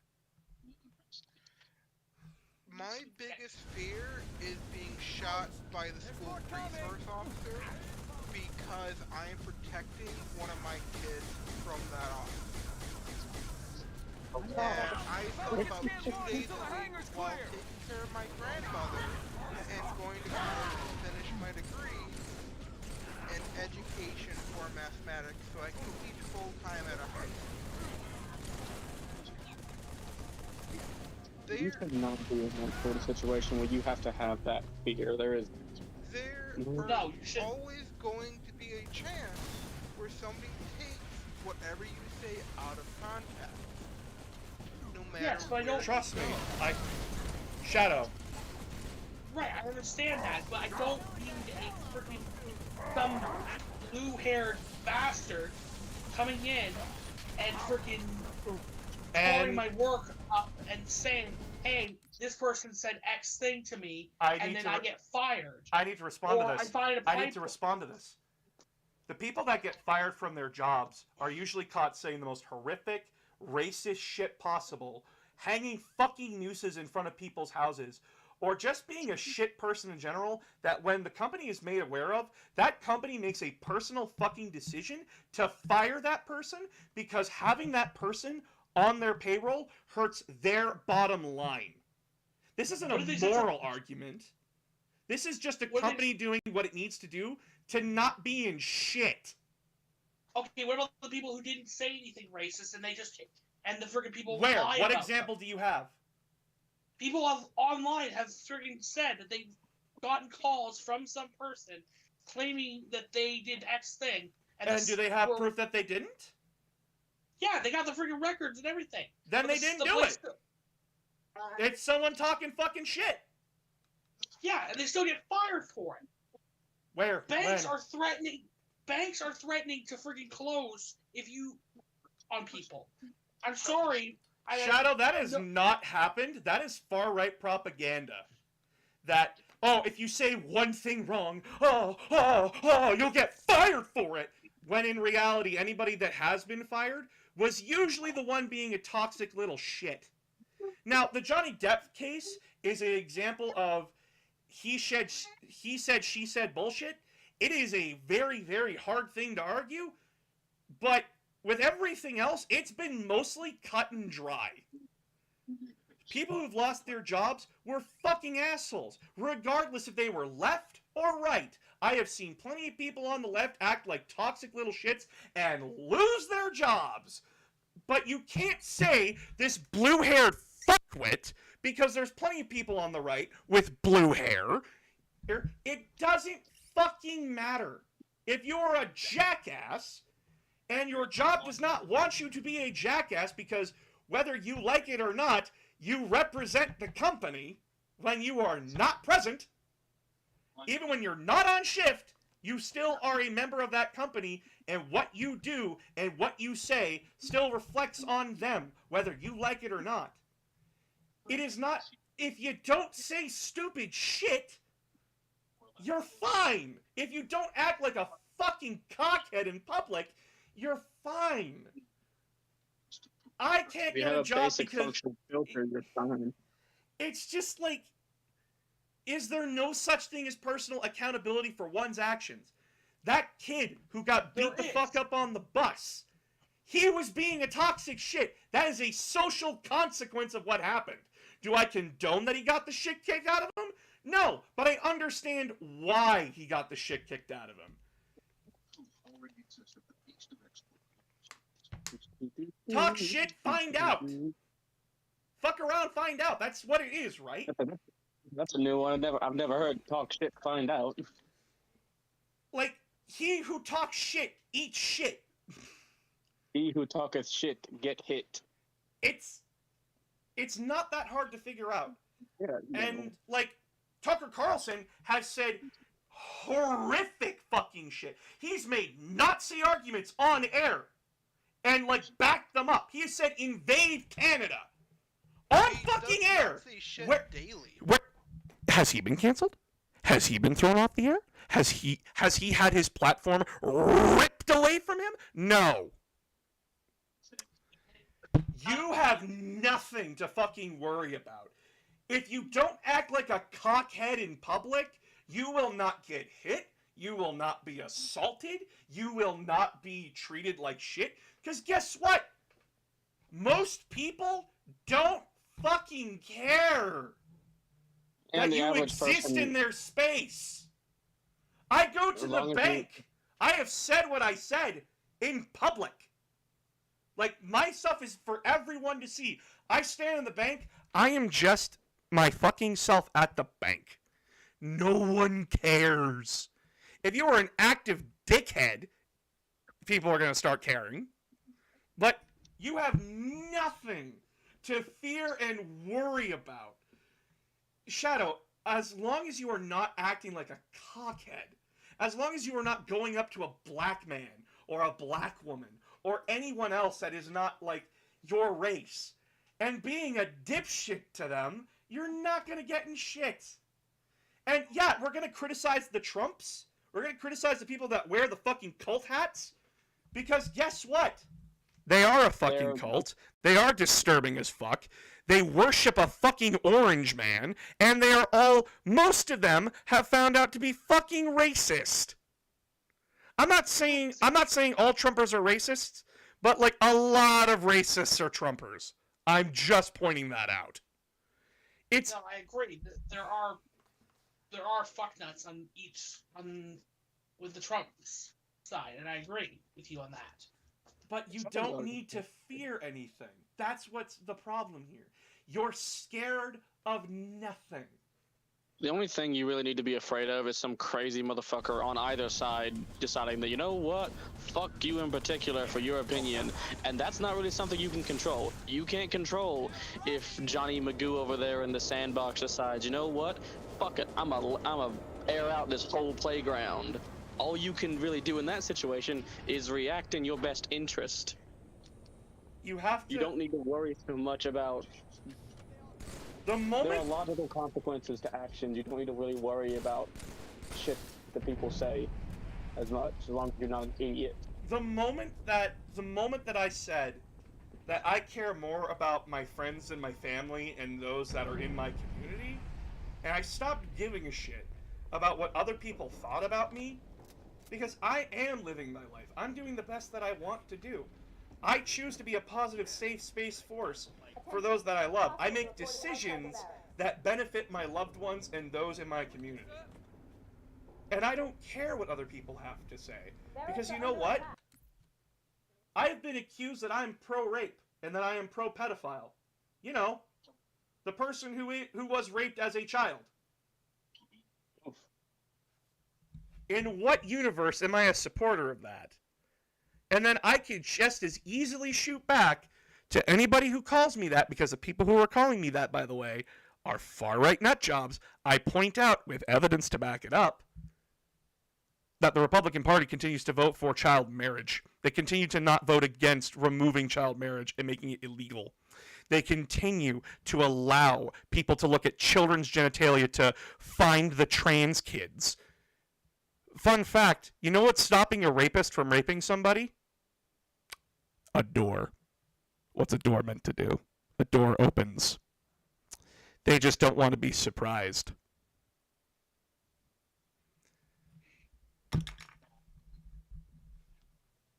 You have nothing to worry about, Shadow. I assure you of that. No one is out to get you. No one is coming to cancel you. Just don't be a dickhead. If you're really that worried about it, my best advice for you is find people you trust and have them police you every now and again. Have them keep an eye on what you say. Have them watch it. Or just ask, or you come to someone like me and ask a genuine question, and instead of treating you like a hostile entity, I'm going to tell you if that's fucked up or not. And I will explain it to you like you're a human fucking being and not 3. Why it's fucked up. I will give you a perfect example. I was at work once and I had a coworker who is in this program after long story, he's in a program to get better about himself after some bad things. And he made a statement one time that he once worked on a farm. He also happens to be black. The moment I heard those words, my brain, in its inevitable lack of filter, because my brain has no filter, my mouth does, thankfully, my brain doesn't though. My first thought in my head was, did he pick cotton on that farm? That was the immediate intrusive thought that entered my head. We all have intrusive thoughts. It's a matter of recognizing that is an intrusive thought and going, oh, that's fucked up. Yeah, and that was my first thought. That was fucked up, and I did accidentally voice that part out loud. And he asked me, "What's fucked up?" Like, you don't want me to tell you what my brain said. Like, what happened? Well, and I explained it. When you explained that, when you said that, I had the intrusive thought of the first intrusive thought that entered my mind was if you picked cotton. And he said, "That's bad." Like, I know. I don't like the fact that my brain had that thought. That's not a good sign to my mental health, probably. I might need to take a look at some therapy a little bit, maybe. Good luck, everyone. And trust me, we've all had those fucked up moments. We've all had fucked up jokes pop into our heads. There was about 5 that popped up into my head during the rest of this conversation. Trust me, it is okay to have fucked up thoughts once in a while, because your brain is a fucking computer, and sometimes it opens up Live Leak. It's sometimes fucked. You get a blue screen, sometimes you get an error 401 screen. It happens. Now the difference is that you need to recognize, is the skills to recognize, is that wrong? And is that bad? Is that a fucked up thing that I just thought about? If with the cotton thing, if the person had that thought and then continued to defend it and say like, oh, well, they should be picking cotton, that's fucked up. But if you have that thought, immediately go, oh, wow, that's fucked up. I don't know where that came from. And someone like, what's fucked up? And you explain what happened, and they're just like, oh, yeah, that is fucked up. But hey, do you actually believe that? No? Most people will go with, he's not racist, it was just a fucked up thought. Like, I have straight up been holding my child, and the intrusive thought popped in my head of drop her, and I had to, like, mentally slap my own brain and find out where the fuck did that come from. And then it went down a rabbit hole of no, we're gonna fish this one out. We're gonna fish out this little illness and nip it in the bud. But nip that shit in the bud. You gotta police yourself too sometimes. God. On a totally unrelated note, this just popped into my head. Yeah. So there's a funny DC thing about Batman, and I love it. It is the idea that Batman patrols like conspiracy forums, and he's that fucker who's like giving these wild theories about how Batman's actually Bruce Wayne for this insane shit. Because let's think about this for a second. This is a 300 IQ play for Batman to be one of those crazy people, and there's a bit in it to this Tumblr post where Joker finds out not only is Batman Bruce Wayne, but Batman, aka Bruce Wayne, is also like Batman Lever 420 on this fucking threat on this fucking chat room that he knows about, where he had a hour-long rant about how the butts match. And that makes Joker's blue screen for like an hour because he can wrap his mind around the fact that billionaire playboy Bruce Wayne, in his boredom decided to jump like a bat. But the fact that man's also the crazy conspiracy theorist he read about, no, he can't. It's just I'm just imagining Batman just like ranting about the penguins or something. It's a panel in the comic where he's sitting there hunched over the Bat computer with this shit-eating grin on his face, and Robin says, "What are you doing?" And he reads the screen like, "You said that? I didn't say it. My user handle did." And then he proceeds to continue. It's like, yes, this is the Batman I want. The end of the post spawns with, and I quote, Joker asks Batman, "Wait a minute, you're this person?" And Batman goes, "Yes." And you know what the funny thing is? The butts do match. Joker, why are you telling me this? Batman, because no one will ever believe you. Joker, you sick fuck. So, Shadow, at the end of the day, you don't need to be worried about anything, and if something does come into your mind that you're like, well, I get in trouble for saying this, or like making a joke about this, you need to remember that you can't please everybody, but there is some things that like just shouldn't be fucking said. And like, it is not a crime to have intrusive thoughts.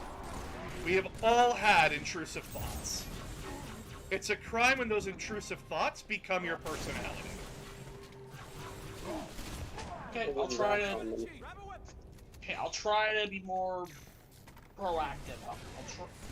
And by the way, no one is perfect, and I will never claim that anyone is perfect. At no point. No, I do not expect perfection from you. I just expect, like, hey, you're making an effort. Okay, the quote was this fucking name. Captain Korichi, I think it was from friggin' Bleach. Being perfect is the end of the line. Let us move the survivors. Nothing can be perfect. Exactly. So, like, a lot of people have actually, like, a few of my fans have actually, like, come up to me and be like, oh shit, I do that.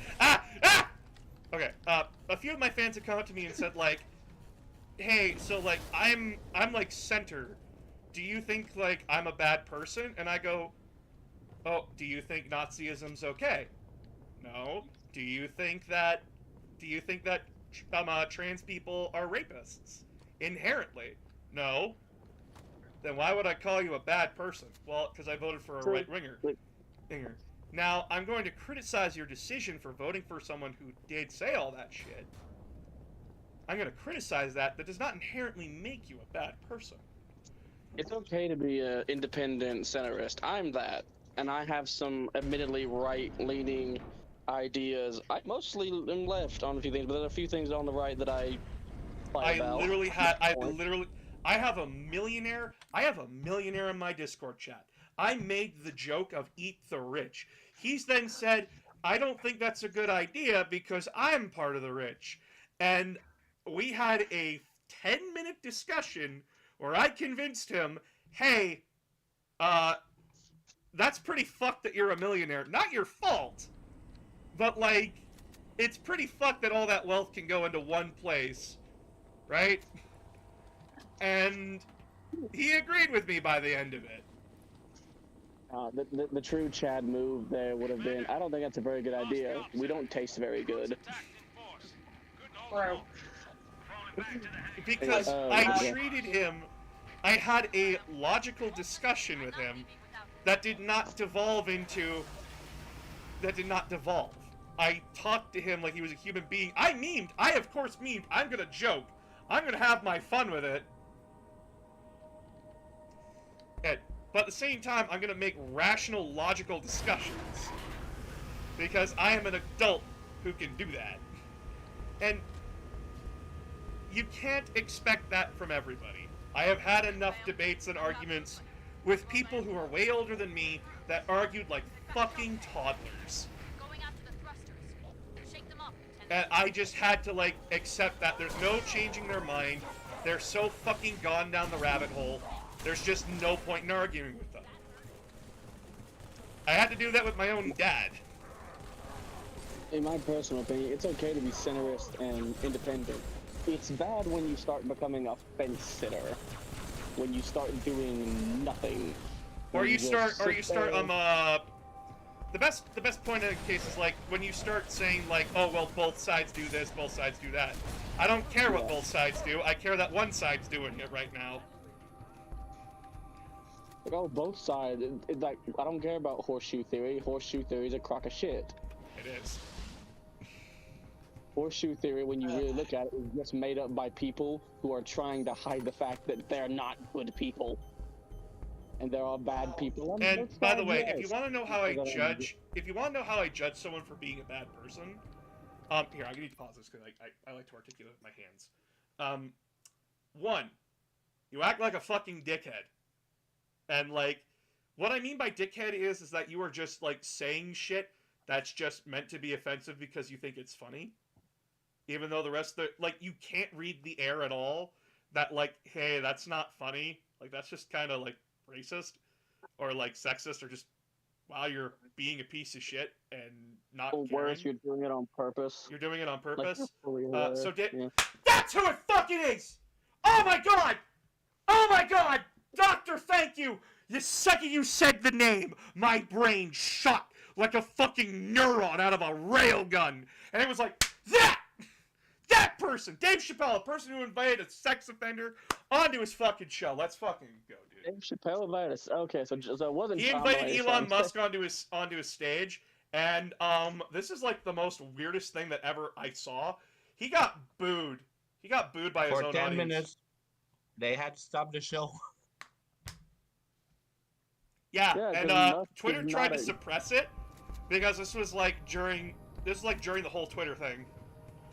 Musk, bad person. Big shocker. Man, but like, a rich billionaire is a bad person? Color was shocked. Yeah. But anyway, so like second. If you told me there was a rich billionaire like Batman or like Bruce Wayne or Tony Stark who was doing good, I'd be more shocked if you said, "Oh yeah, this billionaire's actually like a decent person." So, I'd say you're bullshitting me. Second, you believe that others are inferior to you. If you say that a gay man is inferior to you because they're gay, I'm sorry. What basis are they inferior because they have a love life that is not normal to you? What the fuck is normal? We're animals. We would fuck each other in the ass in caveman days. Are you kidding me? Man got horny. Man go fuck something. We fuck our own we hump our pillows, dude. Who the fuck is judging someone for having sex? I'll tell you who. A fucking prude that needs to get over themselves. You make the joke of like people get horny. I just thought of a funny, like I saw one of those women on talk show things, you know, where they're all together, like getting drunk and stuff, and one of them made a joke of woman cold, men make fire, and then another one made the joke of woman horny, men make wood. Go! I'll cover you. That's I'm fucking sure it's funny. right there. So, like, That's good. third. They are unwilling to change. I am willing to give second chances. I'm willing to give third chances. So long as the person is showing that they are willing to change and that they have awareness of something they did wrong. When you do something wrong, like say if you bully somebody, you bully someone badly, and you do not recognize that as being wrong. And I'm not talking like bullying someone like bully Nazis all you fucking want. I do not care. Bully a fucking Nazi. Let's do it. Bully the transphobes, bully the homophobes, bully the Nazis. Let's do that. Bully those people. It's not Fuck bullying. them. It's not really bullying when you are theoretically punching above your weight. Exactly. Theoretically, they're not above you, but it's people that like bully, like back when I was a kid, I was bullied for being autistic, and those people, some of them admitted they were wrong in doing that. Some of them admitted like I gave into peer pressure, but that's still no excuse. I'm sorry for what I did. I forgive them because they actually had the balls to admit they were wrong. Now, if you defend what you did, if you say, I bullied you because you're inferior to me, that's when I go, you're a piece of shit, and I hope that you die. Yeah. I might regret this bringing up Harry Potter again, but just because you are Remus Lupin, i.e. Werewolf McWerewolf, yes, that's what his name roughly translates to. Just because you are Remus Lupin does not mean you're a bad person if you're engaging it because you're peer pressure.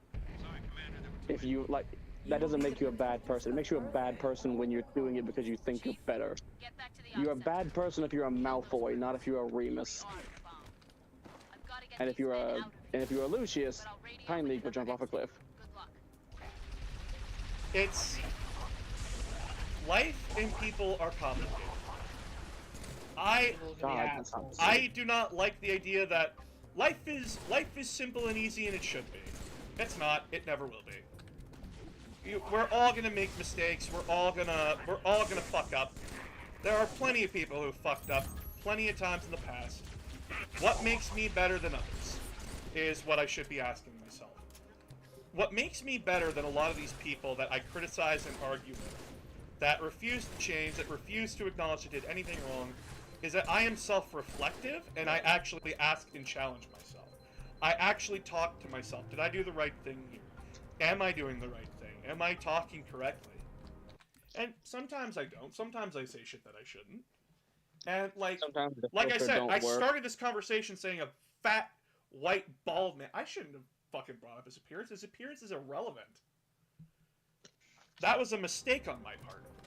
And I immediately recognized that because guess what? I'm a fat white man too. Sure, I'm losing weight, but I'm still overweight. Good for you. But at the same time, I had to recognize that is irrelevant to my argument here, is that like he's fat and white. It doesn't matter. It's his action that mattered, not his appearance. And... Yeah, ask boss. Oh, sorry, I'll let you finish first. No. Go ahead and ask. No, I was gonna ask, how would you fix the Harry Potter series? Just like, I'm curious, because... Okay, everything transphobic immediately. So, immediately, for one, goblins. I'm gonna start with, like, the actual problem. I'm gonna start with, like, the problem here of not just, So, a lot of people were like, okay, so how are the goblins anti-Semitic? You gotta look at, like, everything around them. And then look at their history. They are clearly Jew-coded. Especially when it comes to their symbols. The symbols they use. And the fact that goblins in history... Now, I love the goblin race. I love goblins in fantasy. Goblins are funny as shit to me, especially in Pathfinder. But goblins have a very, very tenuous past of being used as a Jewish stereotype. Long ears, long nose, ugly, beady eyes, something that you don't want to relate to. They're ugly, they're disgusting. And that is a problem. I wouldn't make them just bankers, and I wouldn't, and here's the thing. There is nothing wrong with talking about social issues in a fantasy style. But you have to be aware of what you're writing. You have to understand what you're writing about. It's the thing between, like, how do I put this? How Star Trek talks about, inequality, and how RWBY talks about inequality. RWBY puts the White Fang in front of us. A clear group of people who are oppressed, we are told are oppressed, we are told are treated like shit, but we're never shown it. Like, we get a few things here and there. We have Weiss say a racist comment, and fuck Weiss's we have dad. The entirety that is Cardin Winchester. Cardin Winchester as an example. But those are isolated incidents in the grand scheme of things, and we're beating the shit out of an oppressed people. Like, yeah, no, granted. If they actually showed both sides that the White Fang are only making the situation worse, and, like, do not get me wrong, the White Fang are doing terroristic actions. They are very clearly the bad guys, but we're not shown a healthy... we're not shown the other side of the White Fang. Like, we're not shown, like, the good side of this. That, like, no, like, they never justify the White Fang's anger. You get a tiny itty bit of, like, the good side of White Fang when Blake goes home to Menagerie, and, like, and they do specify. I do like that they do specify in the fourth. I think it's on fourth season, where it's like Adam is a splinter cell, and the big group of White Fang are like, no. At least a lot of them are like, no, we don't like what this guy's doing because he's fucking up everything. He's making people hate us more with his shit. He's part of the problem. And then, of course, they have to fucking kill those people because, you know, gotta have your villains. But and like that, not the point. But as well is that there is nothing wrong with fighting back against the system. Riots are a natural cause of oppression. People are going to boil up and fight back eventually. We're seeing that in our modern day. We're seeing that in fucking Israel, dude. Like the Middle East. We're seeing that over there. And in the entirety of human history, change has never come peacefully. It has always come in violence. Whether that is violence by the people wanting the change or the people trying to prevent it. It is not a fun time. Star Trek does it infinitely better because they actually show that, yeah, there are still people who... Star Trek goes out of its way to show both sides. Like, yeah, there's the violent side, there's the peaceful side, and both sides make very good arguments. Like, one, I don't remember the episode specifically, but it's basically dealing with, like, this race of individuals who are trying to be seen as equals. And it comes down to, like, oh, they, if they won't respect us when we talk, they'll respect us when we, like, meet power with power. And the Federation goes, that's a stupid thing that you're doing, because it's just making the situation fireball worse, and, like, spin way more out of control. But the person brings up a good argument. Well, we've done the peaceful stuff. We've demonstrated peacefully, and we were met with violence. They never listened to us when we were quiet. And when we tried to defend ourselves, they justified hurting us more. Or because we were defending ourselves. So what are we supposed to do? It's a genuine question. And it's a moral argument at the end of the day. Harry Potter is not only immature with what it says, it supports the horrible institutions that it talks about. Elf slavery. Like, Ron tells Hermione to shut the fuck up when she says, hey, I think slavery is wrong. And then he immediately says, the house elves like it. You know, like the plantation owners did. Like the plantation owners did. When asked, like, oh, do your slaves like slavery? Let me ask. Hey, slaves, you like slavery, right? Right? It's essentially that. Yeah. Actually, I heard some... Oh. And they also point out that, like, oh, well, Harry freed Dobby. He freed one slave. There's still that. And you can argue Harry freed Dobby, like, at least 10% just to piss off Lucius. Yeah. It's a whole thing. It is they justify the slavery in their book. I would not do that. I would point that out, that the wizarding world is not this perfect place, or I just wouldn't have it.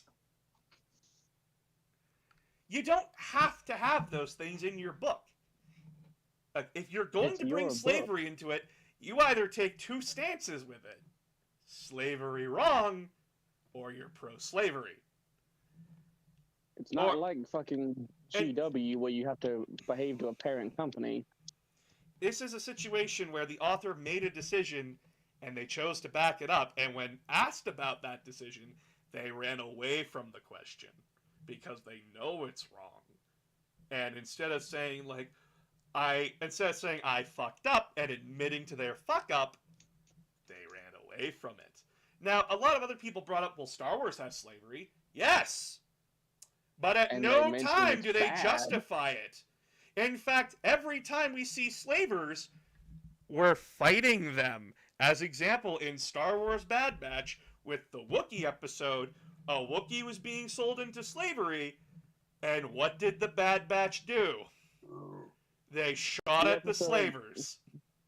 The episode of Star Wars The Clone Wars where the Padawans get kidnapped by Trandoshans, you know, the entire race of slavers, and forced into a Predator-style arena.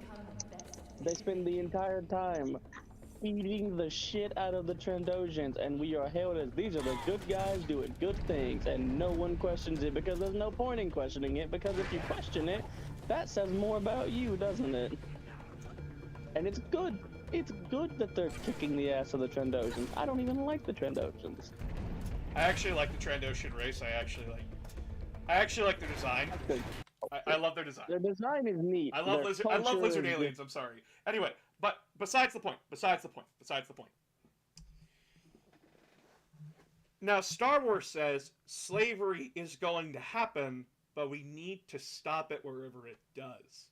And not every Trandoshan agrees with their culture of enslaving people. There are plenty of Trandoshans who go, either I don't care for it, or no, this is an actual problem in our society that we do not realize that will spiral out of control and come to bite us in the ass. The Trandoshans are slavers because they pick on weaker species that are less developed than them. They are told, like, we are shown that they are pathetic and weak. And the second they meet opposition, they fold like a fucking napkin. You can have social issues in books. You can have these things. But you also need to be mature enough to talk about it. You need to be educated on the topic that you are talking about. And that when it comes to oppressed groups, you need to show both sides with that group.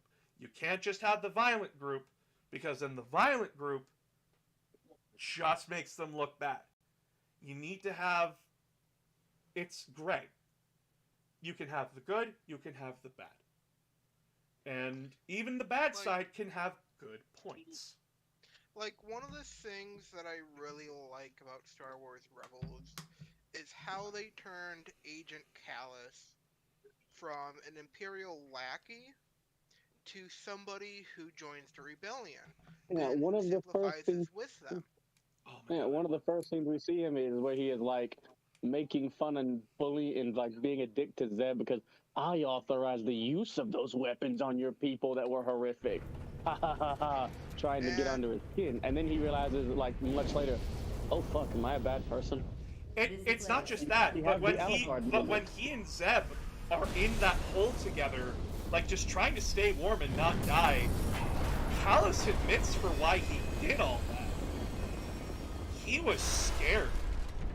He was scared. He was given an order to kill people. Scared. And the Empire is terrifying when you really think about what they do. He was scared. He's a victim of Imperial thinking.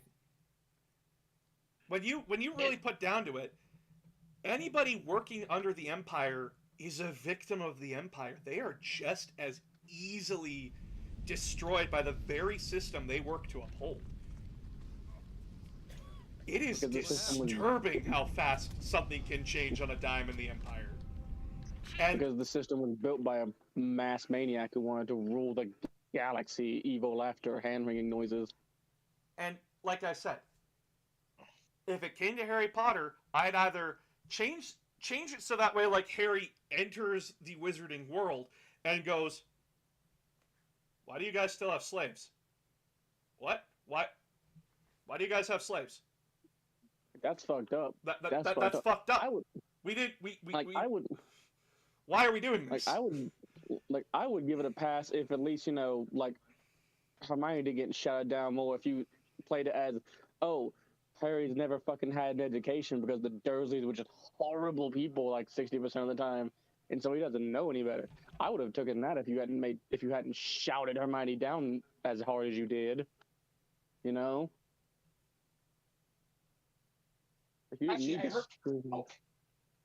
actually heard a freaking video. I don't know when it was, but they said the reason Ron is like that in the movies is because it's of his upbringing. Hold on, Robot just asked a good question.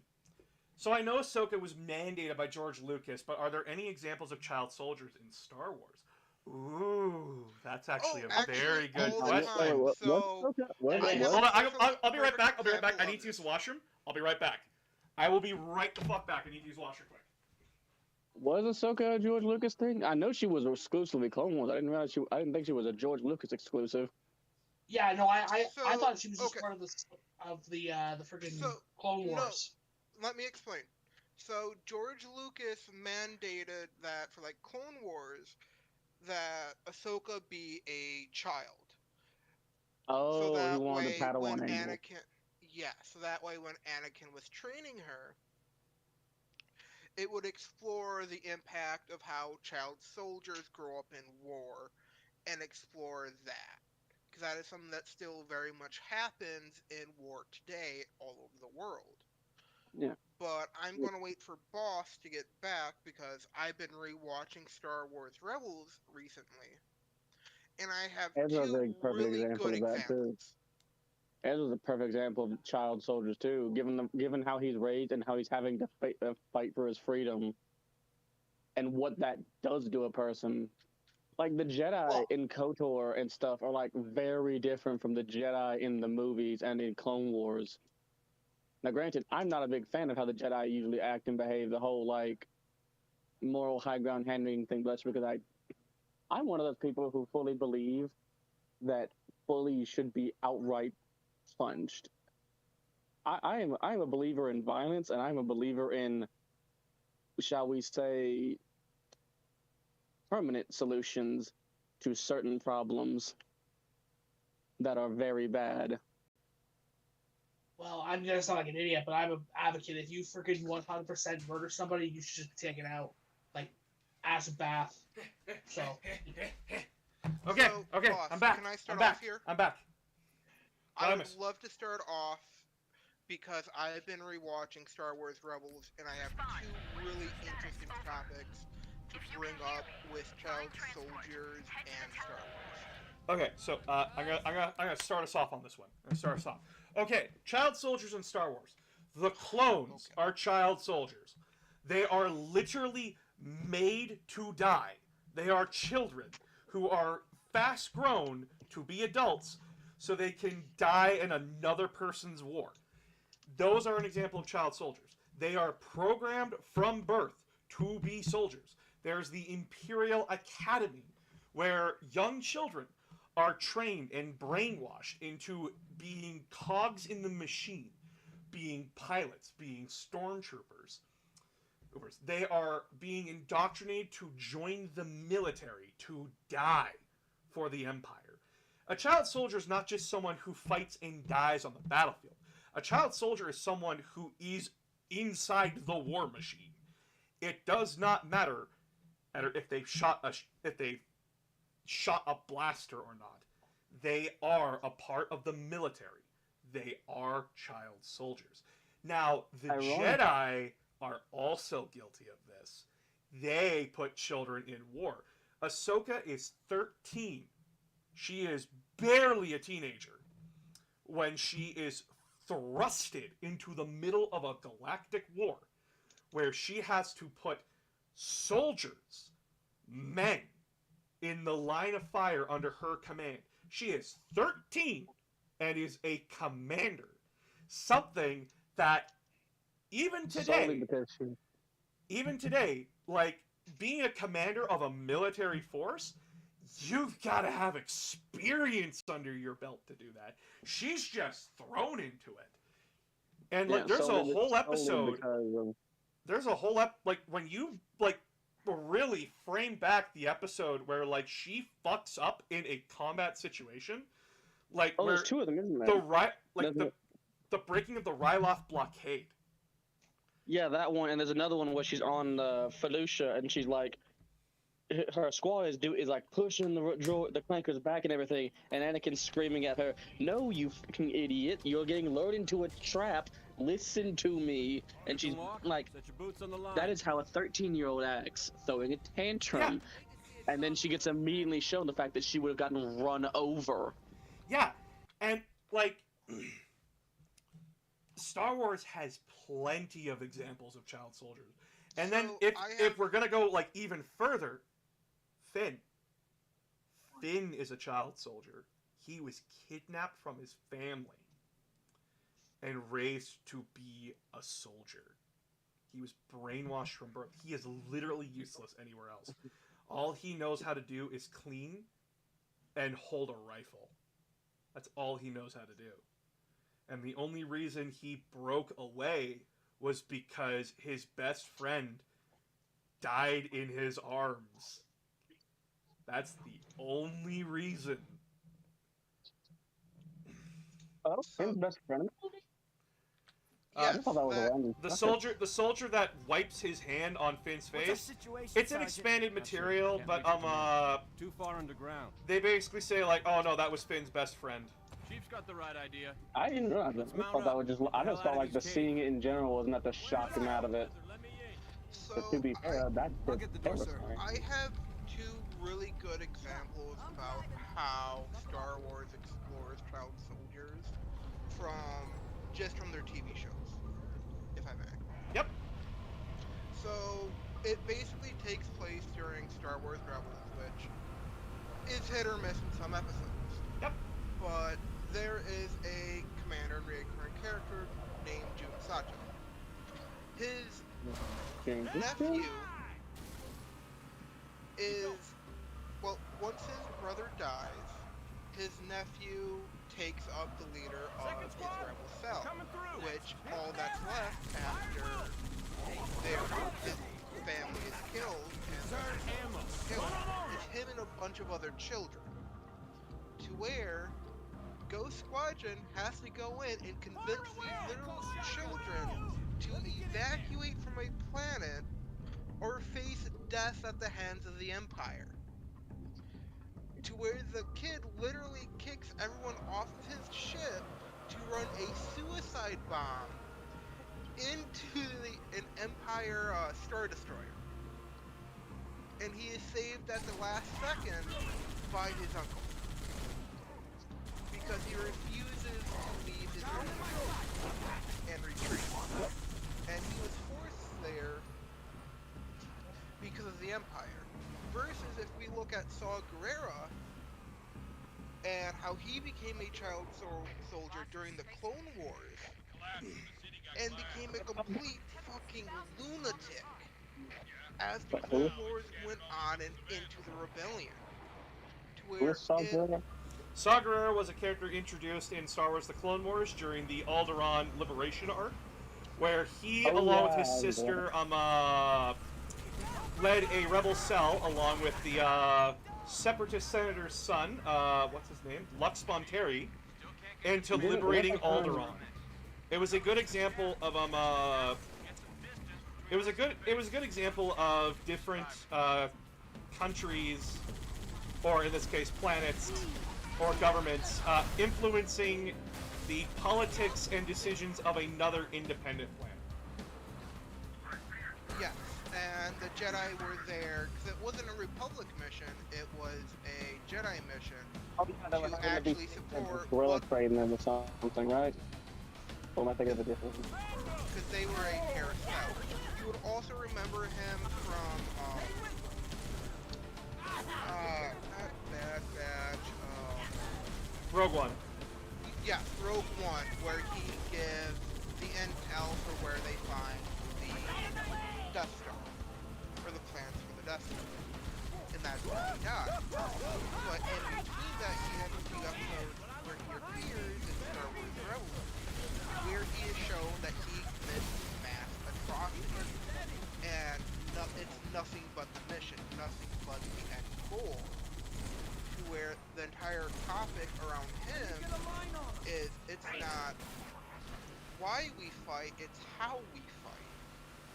To where for him, it's more like, when I analyze the character, it's like, oh, this is a child soldier who started out fighting for what he believed was right, but lost sight of that and became a fucking lunatic. He became part of the problem. Exactly, he became worse than the Empire. So, as an example of what Saw Gerrera did, a lot of the rebel cells, when they were fighting the Empire, a lot of them said, we do not attack soft targets. And what is a soft target in a military manner? They are civilian locations, hospitals, places where civilians would be, basically. Yep. Saw Gerrera said, anything's free game. So, as an example, an Imperial ball with rich people, regular people, children. He used what is essentially nail bombs on that location to cause as much death and as much damage as possible. And he is a perfect excuse for what the Empire deemed as what the rebels were. A bunch of dogs that used horrific tactics. And that's what the Empire... Whenever the Empire is talking about rebels, they are referring to Saw's group of people. But they also justify their terrible actions because Saw is the one who escalated. He's the one who went after civilian targets. He gave them the perfect excuse to do terrible shit. Like, a real-life example would be the 9/11 attack, justifying the U.S. invasion of Iraq and Afghanistan. Is it bad that I can, hear what he says, and, from a logical point of view, purely logical, no emotion, just think, I understand that logic. Yeah, I can follow it. It's a form of logic, but then you think about it and go, wait a second, why did they do that? Now, it doesn't justify the action, but then you have to ask yourself, which a lot of people have a very hard time doing, why? It is very hard to ask why. Now, Saw, at the end of the day, is on the rebel side. He just says the other rebels don't go hard enough. But that is a point of where we need to criticize those on our side. Those who demand the illogical extreme. Because what did Saw Gerrera do at the end of the day when he bombed that ball? He killed people. All he really did was give the Empire more ammunition against him. It's not just that. It's not just that. What did he do? He bombed a target that had no military value, that had tons of people who could have been convinced to join his side. A bunch of children. Hey, boss. At the end of the day, he added to a body count. That's all he did. The episode in Star Wars Rebels that I want to refer to, I forgot the exact name, but it actually has it where he is working with Ezra and Sabine, and they find a bunch of tech engineers who are kidnapped by the Empire, and they're being shipped with a large lightsaber crystal. Yep. And instead of focusing on getting those captives off and freeing them, he's going to use them as collateral damage to set a trap for the Empire to figure out where that big fucking crystal's going. And Sabine and Ezra say, fuck that, we're gonna save these people. And at the end of the day, the people that they saved, who are all brilliant techs and engineers, all end up signing up and joining with the rebellion because they were freed by the rebellion. To where he alienates people who are going to join his side and work with potential allies with his extremist actions. There's a certain logic to the idea of make the fight as brutal and as awful as possible. The problem is that doesn't work on the Empire because the Empire is ruled by one man who is not about to listen to anyone but himself, and you can't do these like make this war so awful no one will support it tactic, because that's what a lot of smaller armies do. That's what America did in the Revolutionary War. They made the fight so awful that the civilian population would not support the war and forced the opposing British to leave. They forced them to quit. That doesn't work on the Empire because of what the Empire is. It was the American Revolutionary War is not the perfect analogy there, because it was a world war and there are multiple fronts for the British Empire around the world. They were fighting. Yeah, there's a lot more to that. There's a lot more to that analogy than there's a lot more to the British. There's a lot more to the American independence fight than anything else. But essentially, at the end of the day, Star Wars is a very big analogy of anti-war sentiments. Oh, that Marine's dead. Shit. Sorry about that, man. Oh, he's fucking dead. Shit. Sorry. I want to point out is that there's a difference between being a rebel and a terrorist. Saw Gerrera is a terrorist. The Ghost and their crew, they're rebels. They're trying their best to overthrow a tyrannical government, but they're not attacking civilian targets. They're trying to help people. While Saw does not fucking care about helping people. He just wants to see the Empire burn. He is a terrorist at the end of the day. And they make it clear in the show that the only reason why they work with him is because... Oh wow, you almost got fucking nailed. Oh, you better take out that raise. Are you still playing Force Unleashed? No, I'm playing Halo right now. Another series with good examples of warfare being wrong. And that you shouldn't blindly believe what you're told. And look at but the only reason why they work with Saw Gerrera is because they view him as slightly better than the Empire. And it's more like an ally because of the situation, where they make it clear that, yeah, if we were not at war with the Empire, we would be enemies. There's a bigger threat. There's a bigger problem than Saw, but if push came to shove, I'd shoot you too. Exactly. I will help you, but I will not save you. If you get fucked over, I will not save you. The enemy of my enemy is not always my friend. Is basically what that story also says about Saw. Just because we both hate the same target does not mean we are equal in our beliefs on that target. Another perfect example of child soldiers, the Halo series, especially if you look at the expanded lore around the Spartans. Oh yeah. And then how about a religious war that meant nothing? That's the Covenant. Like it is. Oh boy. When you look at the expanded lore, especially like around the Spartans, around the Covenant, like Halsey's a bad person. Oh yeah. Method. Effective.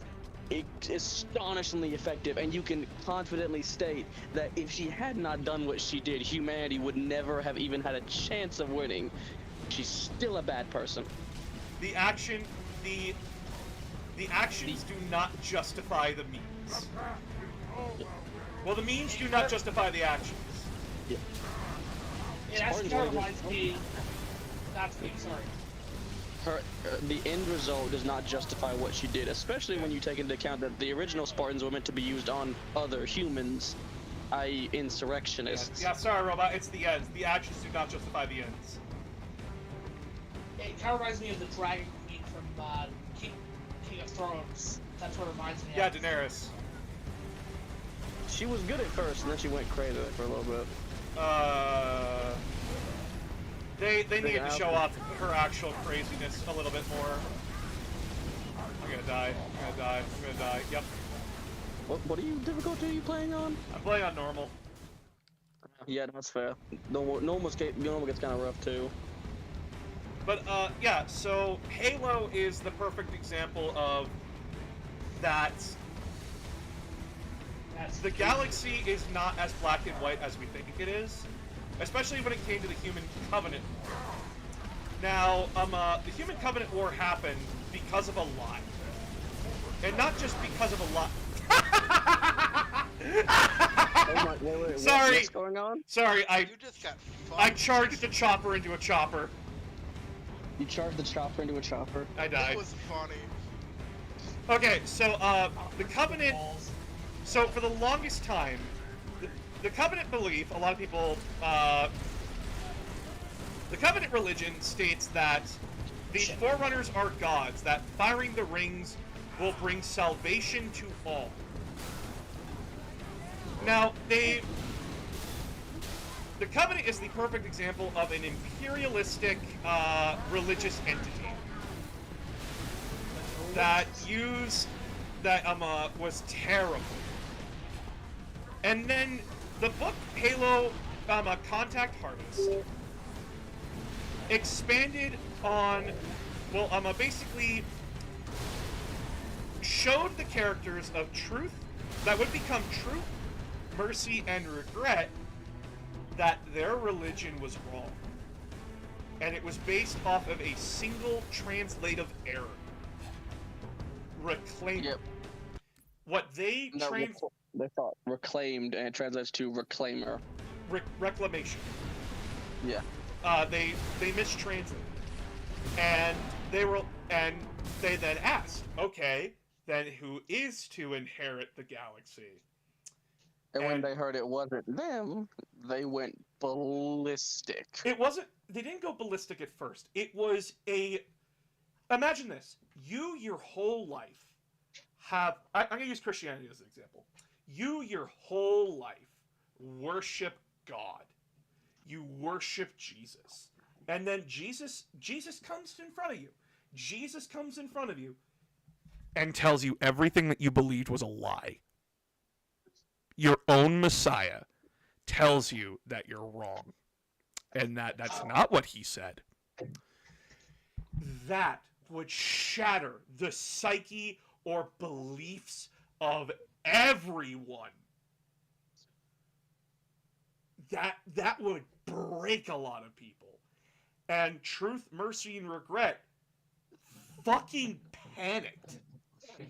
Because they knew that their religion was wrong. However, problem was, they were... How do you explain that to an entire... It's not just that. It's not just that. I need to point this out. They still believed that you fire the rings, ascend to godhood, because the AI didn't explain that to them. He just said, oh, you're not the inheritors humanity is. That did not answer the question of what does Halo do. And when it came to that, they're like, oh shit. Oh shit, if we don't inherit, like, if even the humans were not allowed to enter Nirvana, what the fuck are we gonna do? And then jumping back to the point of what he was gonna bring up, what do you tell an entire city along with, like, what do you tell the grunts, the jackals, the brutes, the hunters, the elites, the drones? What do you tell them?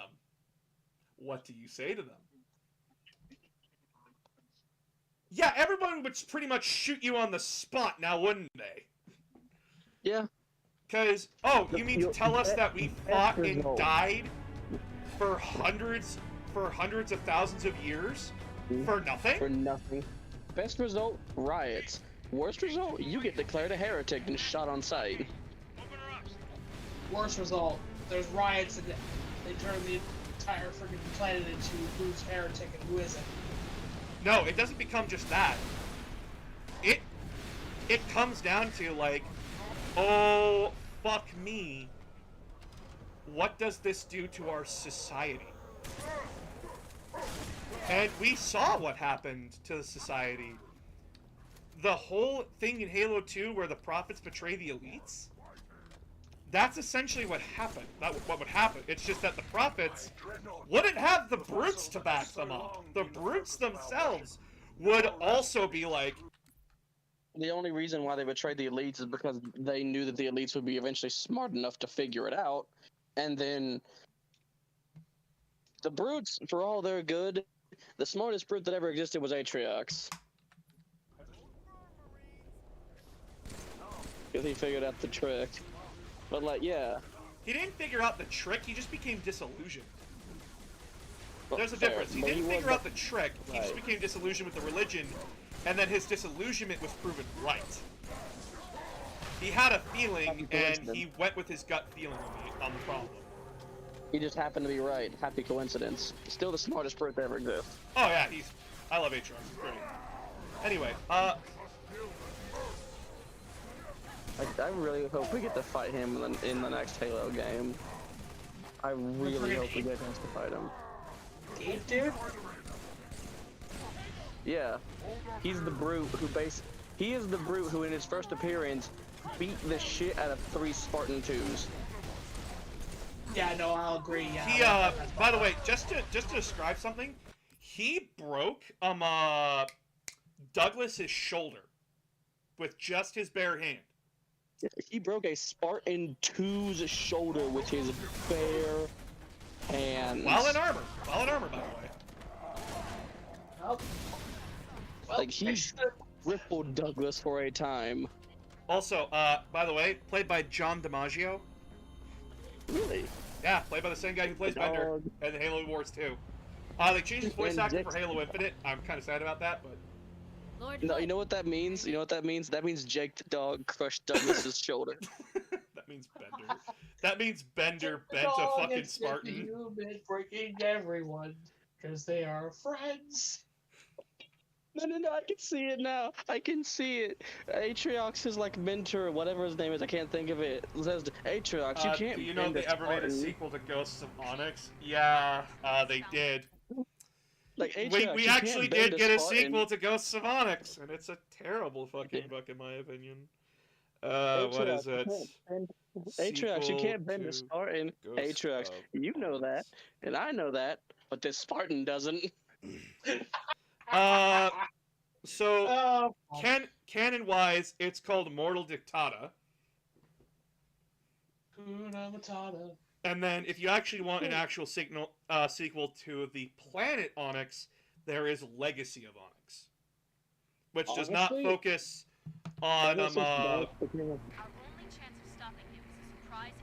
it does not focus on the group that was originally on Onyx. Sorry about that. Ever since the Banished became a thing, I have like fallen in love because they are such an interesting enemy compared to the Covenant. Like the Covenant had like one note that they stuck to, and it was a good note, it was a good tune, but once you figure it out, that's it. I love how the Banished work. I love the idea of this second faction. How could the brute equivalent of, what would the brute equivalent of Spartans be? That's just it. They don't have anyone. Brutes are just in of themselves equivalent to a Spartan. Because, guys, we gotta ask ourselves, what is a Spartan at the end of the day? It's just a human with tons of biomechanical surgeries to increase our strength, durability, speed, and toughness. And then give them power armor, which protects them better than the average soldier. When I look at a standard UNSC soldier, they're basically wearing metal and leather. They're not really wearing anything else. I'm wearing full customized metallic armor that its helmet itself weighs a fucking kilo. It's the argument of guards versus brutes. The only difference is the UNSC doesn't have the guards' stupid number.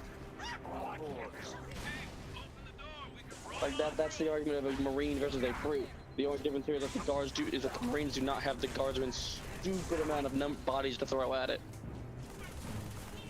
Well, they continue to just keep fighting these fuckers, and they don't seem to get anywhere. The government is like, I saw a video once from a YouTuber called Pancreas No Work, and he made a very good argument for like dropping in the Halo Covenant into the 40K universe, and the fact that overall they wouldn't really win anything, but in the grand stalemate of the 40K universe, they'd survive. Yeah, they would. Yeah. Like, straight up. Oh. Well, I mean, you gotta deal with the grunts who are running around with freaking bombs in their hands. In the lore, in the Halo lore. Oh, you mean like are PETA legions? You mean like PETA legions for the Imperial Guard? Grunts are just PETA legion at the end of the day. And they're stronger than humans too in the lore, which is the crazy thing. Oh yeah. Like, I love the fact that he made a bit about there. He's like, oh yeah, they have a problem with the orcs once the Green Boys figured out that them hairy gits and split jaws know how to fight. Them hairy gits and split jaws know how to fight. Love the orcs. Like, I don't know much about 40K myself because I'm not really part of the lore, so I'm gonna try not to freaking break boss with this. But I wonder what happened if you added like you gave like one of the freaking Spartans one of those energy swords. Energy swords? Yeah, I wonder what would happen. Responds with Xenophase Blade. We already have it. Hang on. Who has the? The argument was that like a lot of if you scale up the Covenant weapons, because Covenant use plasma, and plasma's really good in 40K. Like an energy sword would be really good against like most of what the 40K is packing, save for like maybe a few other things. I mean the Necron. Well, I know it's a blocking and a good friggin' thrusting. No, I would admit to it. It's on fucking screen. I just was like, they're talking about something. I want them to talk about it. I just, fuck me. What? I ran over a Marine. Oh god. I feel terrible. Yeah, I was kind of waiting for you to mention it. Oh my god, I'm just getting like that fucking Halo skit. It's like, you stuck a grenade to my husband? Madam, it was for the war. It was low-key poggers. They just keep coming. Oh god, I'm such a... Ah! Oh, fuck. The striking freaking... That sounds like a sketch for freaking Red vs. Blue for some reason. So yeah, in the 40K universe, it's really hard to compare shit. Because, like, 40K just has everything, and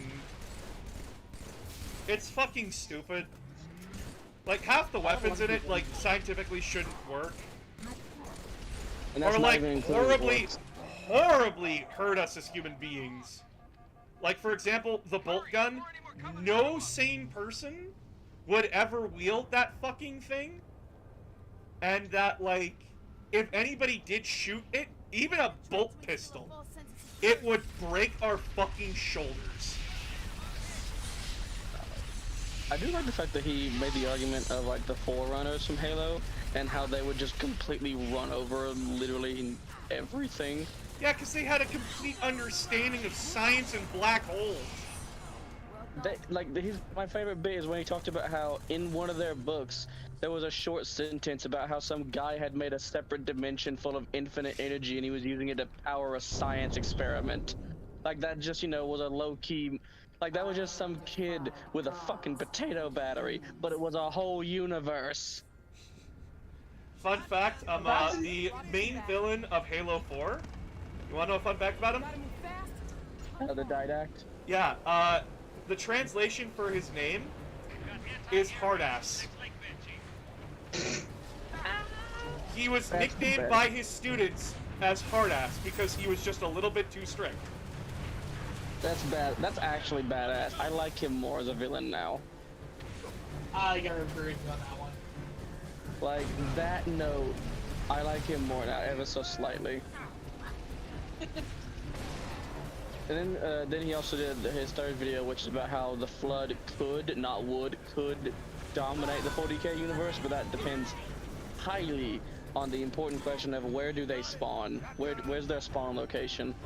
Where are they dropping, boys? Well, I need to point something out, is that, like, upon reflection of the media, the Imperium doesn't win a whole lot when you actually look at it.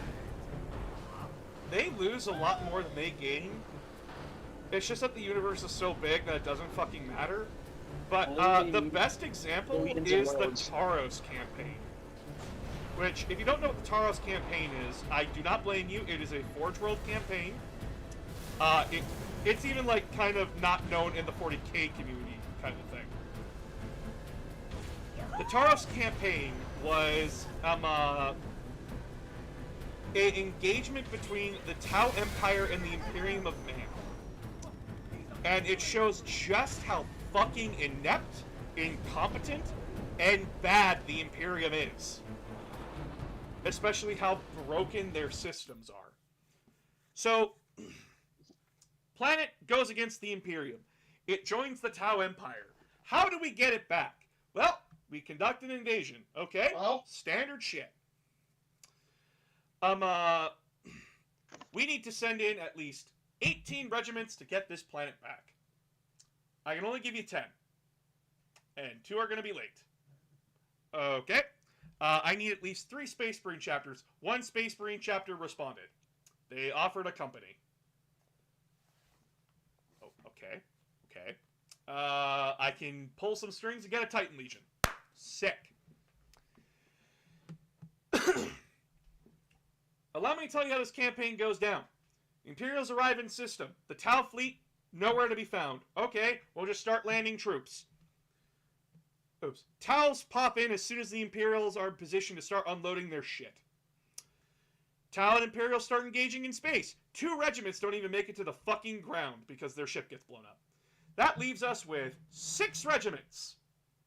Right now. 2 of which aren't even here yet. 2 of which, no.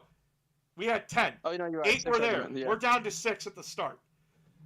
Right. They land. They start moving forward. The Tau do not meet the Imperium in open combat. They constantly shoot, pull back. Shoot, pull back. Oh, yeah. Shoot, pull back.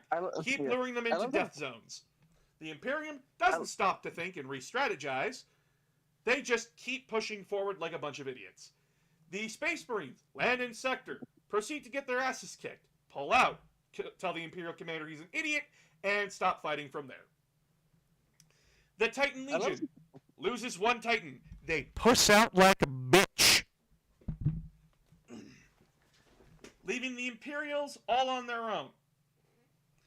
The Imperials then think the best idea, oh, we'll just send an assassin to kill their leader. Here. Assassin finds not the leader because they also did a distraction attack to help the assassin get into the base. The assassin does not find the leader. The leader is defending his base with his men because we don't understand Tau tactics and logic because we never bothered to fucking learn it. Which is the first mistake in combat, by the way. He finds a Tau Ethereal and kills him. And then dies. So, you know what happens after you kill a religious leader? Boss, there's no volume. What do you mean there's no volume?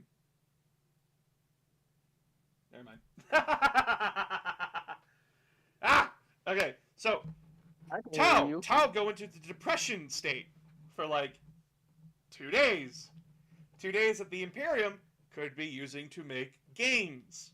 They don't do that. They're just wondering why the Tau aren't firing at them. The Tau then proceed to go, fuck this shit, and start charging.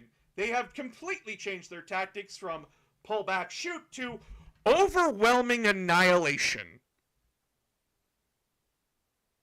And the Imperium sees just how conservative the fucking Tau were fighting. The Imperium gets pushed off of a dust bowl.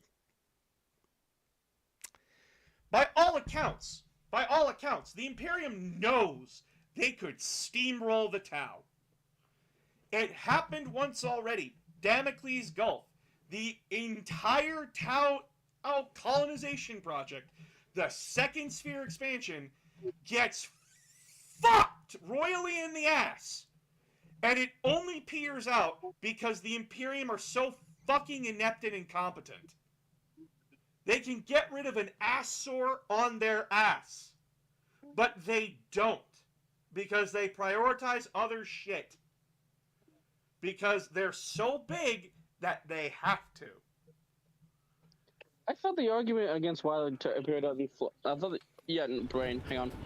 I thought the reason why the Imperium didn't just flatten the Tau was because if they did put the resources for it, they would leave themselves open to everyone else. That is the argument. Okay. If they overcommit, if they commit to one area, they leave themselves open to anyone else that wants to fuck with them. It also doesn't help that in the Damocles Gulf, the Tyranids just showed up. Yeah. And McCrag was pulling everyone away to go help them. Even though if the actual Imperials looked at it for 5 minutes, they could have gone, "Oh shit, we're one sector away from the Tau home planet. We could shatter the Empire." With one move. With one move. Strategically, that is the best decision. Because guess what? That's a sector of space I don't have to worry about anymore. That Empire is gone. Leave clean up to the space marines. The whole new sector of space full of resources, people. The Imperium does not flinch at slavery, so slaves. But they're so fucking stupid and they're so arrogant that's just like, nope, lost cause, moving on. Funny, you know, something I love about the Tau, if the Tau are winning, you don't see them. The only art you ever see of Tau is them losing, because if you see them, they're losing because they suck in melee, which makes people think Tau are garbage. No, Tau are not garbage. Tau are terrifying at range. Robot, I thought it was more that the Tau aren't a big enough threat to be noticed. No, they are a threat. It's just that they learned. They learned from the Imperium. They learned that a massive military response is going to get that reaction from the Imperium. However, they then changed their tactics. Instead of just going in guns blazing and taking wherever the fuck they wanted, they now do the smart thing. They slowly assimilate cultures into their own. Slowly. And they go for planets that the Imperium has paid no attention to.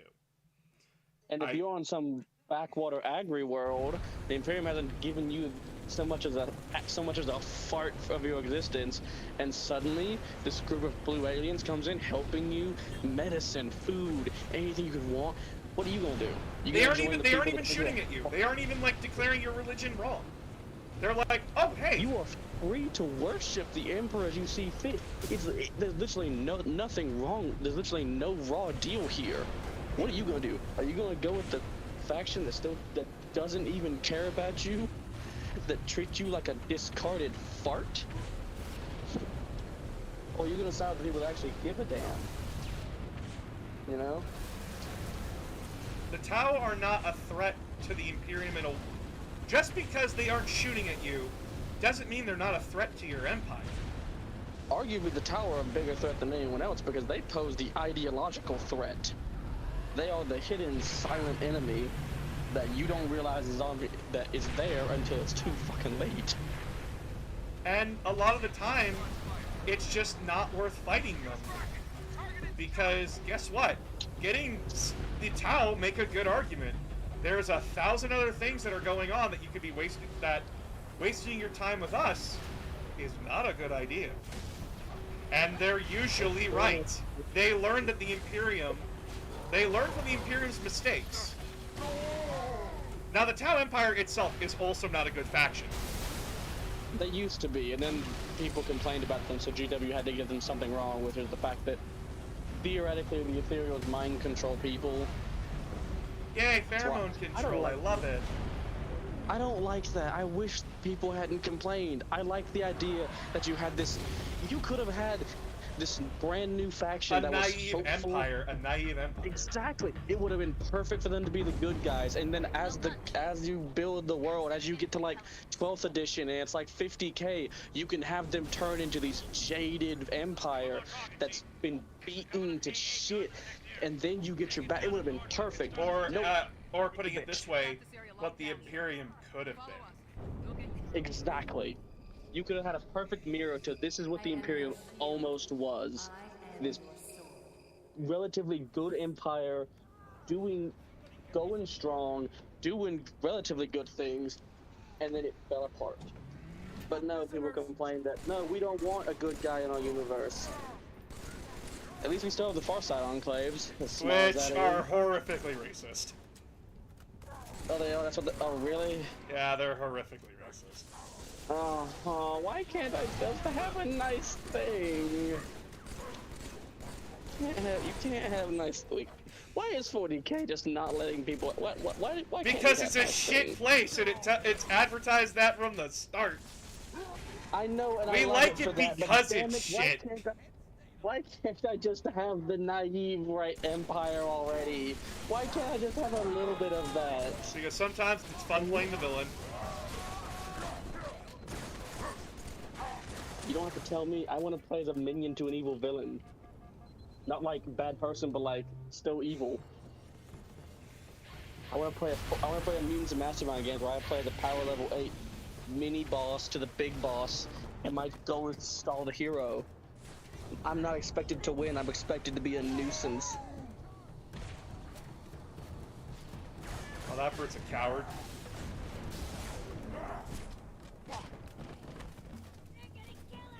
They're gonna kill us. Oh, but yeah, like, all grunts are cowards. And we love them for it all the same. No, the brute ran away from me. Oh, the brute did? Yeah, the chieftain ran away from me. Oh god, that's not a very good chieftain. He's dead now. I would love for interact.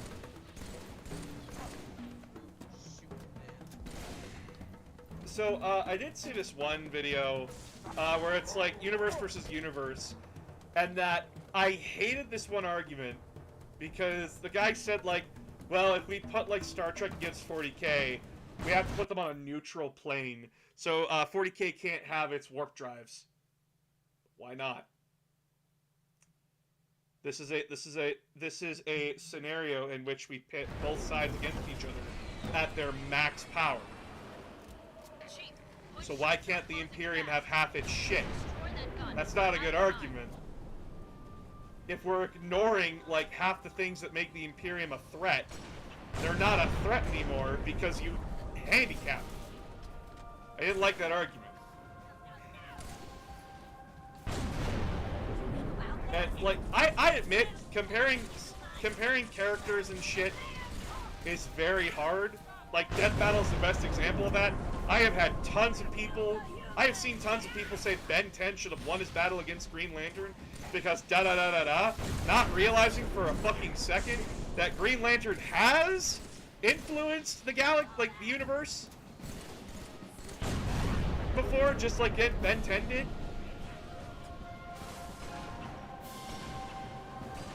So, like, it's fucking dumb. Why did I miss that? Huh? I'm back. Hello.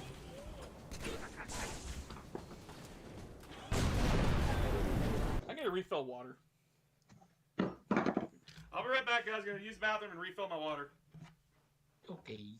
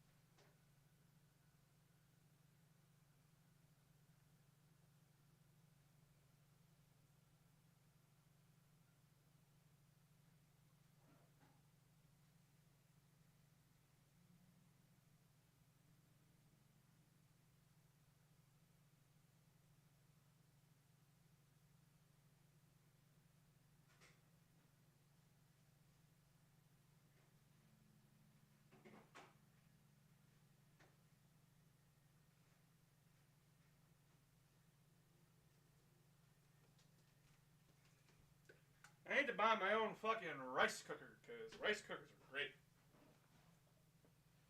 great. Ah! My god. I'm back. Hey. What'd I miss? What are we talking about? Violence! Oh, dude, I love violence. I love violence, especially against fascists, dude. Violence is the best solution to fascism. I think top goals. Ew.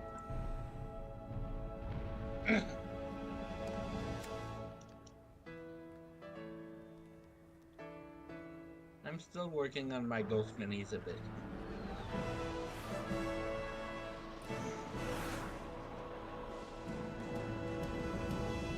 All ships, fire at will.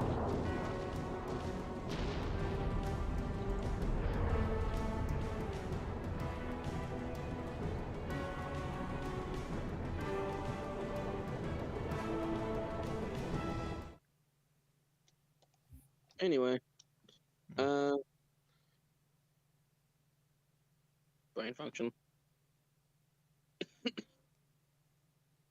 I have got Elden Ring and Monster Hunter Rise sitting on my game console, not on it, but like in the little shelf, just waiting to be played. Every day I walk home and plug up the zombie game. Find the crashed flood ship. Overload its engine core. What zombie game? State of Decay. Oh. State of Decay 2. Chief, make your way to the crash It is. Oh, by the way, what do you guys think of like the background on my Twitch stream?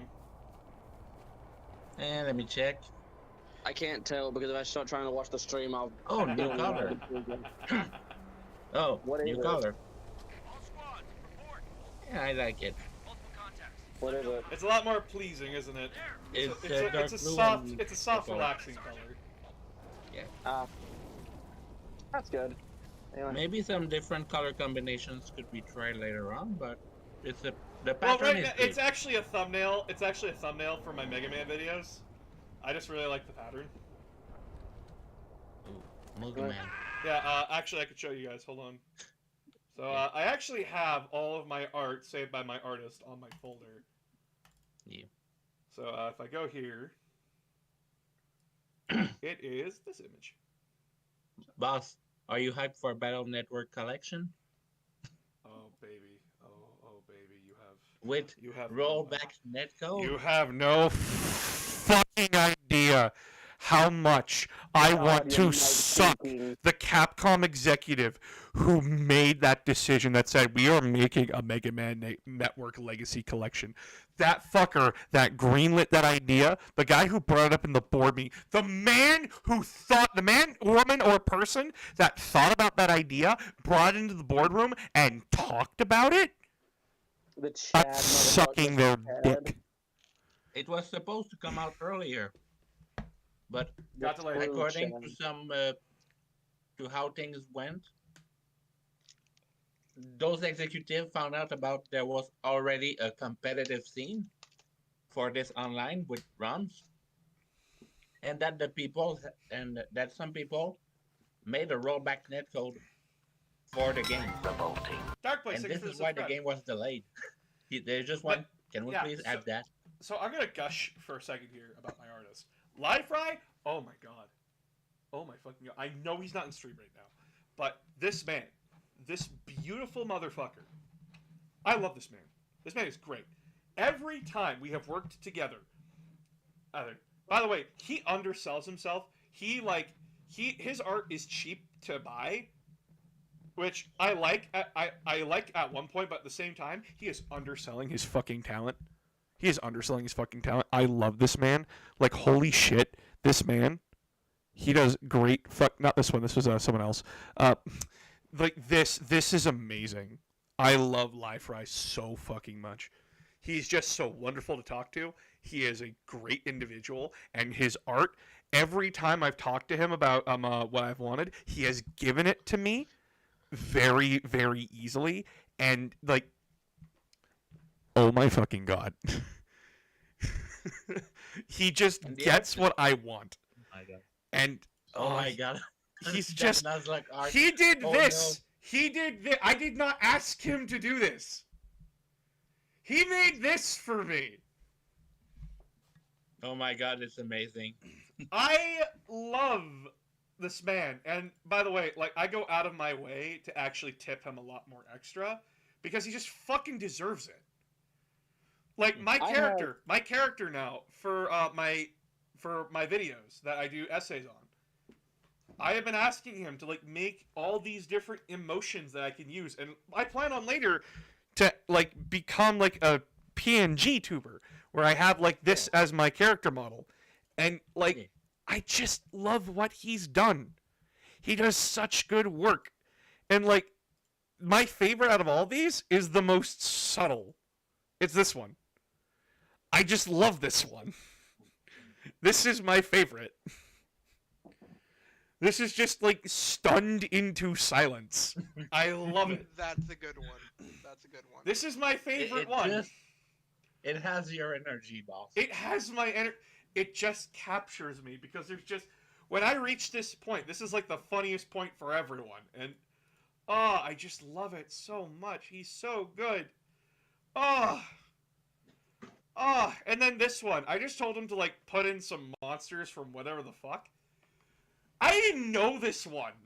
And I'm like, who the fuck is this? And he's like, oh, it's from this game. And I'm like, oh. I just... and then this one. The horror I told him to draw me running away from my fan base, and this is what he drew.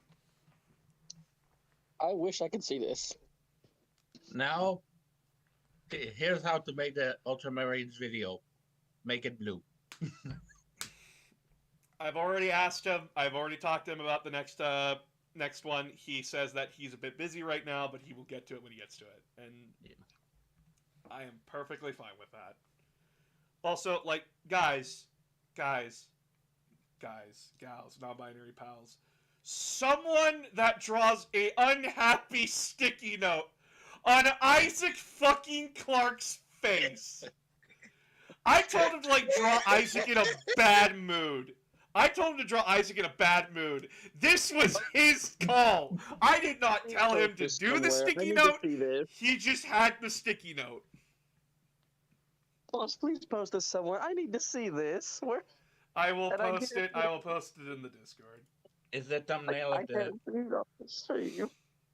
If I try and watch the stream, it'll freeze up. And then I can't get on time. I can't talk. I didn't know you like Monster Hunter, boss. I love Monster Hunter. It's good. Monster Hunter's fun.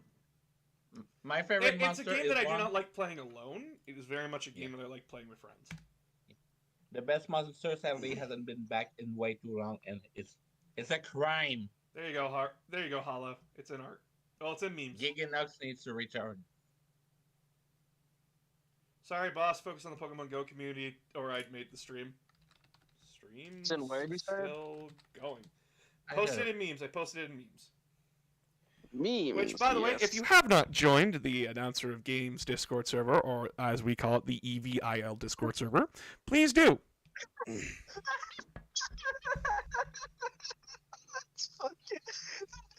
Nervous hand on the little EA man, like he knows. Oh, EA knows they fucked up. It's why they made such an amazing remake. Oh, it's so good, just like that. Mm-hmm. Oh, I love it. It's so fucking good. Like, guys, I've been working hard on, like, the new video and such, and, like, I don't work on the weekends because I need time to recharge while working.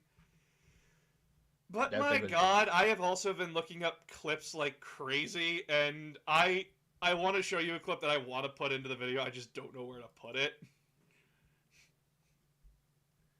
Good memes. Let's see. Mystic, stay optimistic. Oh, I saw that.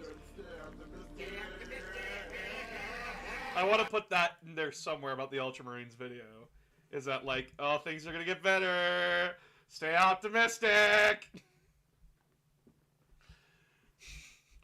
But I can't show you guys what's going on because, like, I made that a part of my Patreon. Is that you see how far the video's coming, and I show you anything that happens in it. I can see how far it's going because I'm subscribed to the Patreon. I know you are, and I'm proud of you. Thank you. I would subscribe. Everybody else. I don't have the finances for it right now. Like, guys, and I have included this at the start of the video.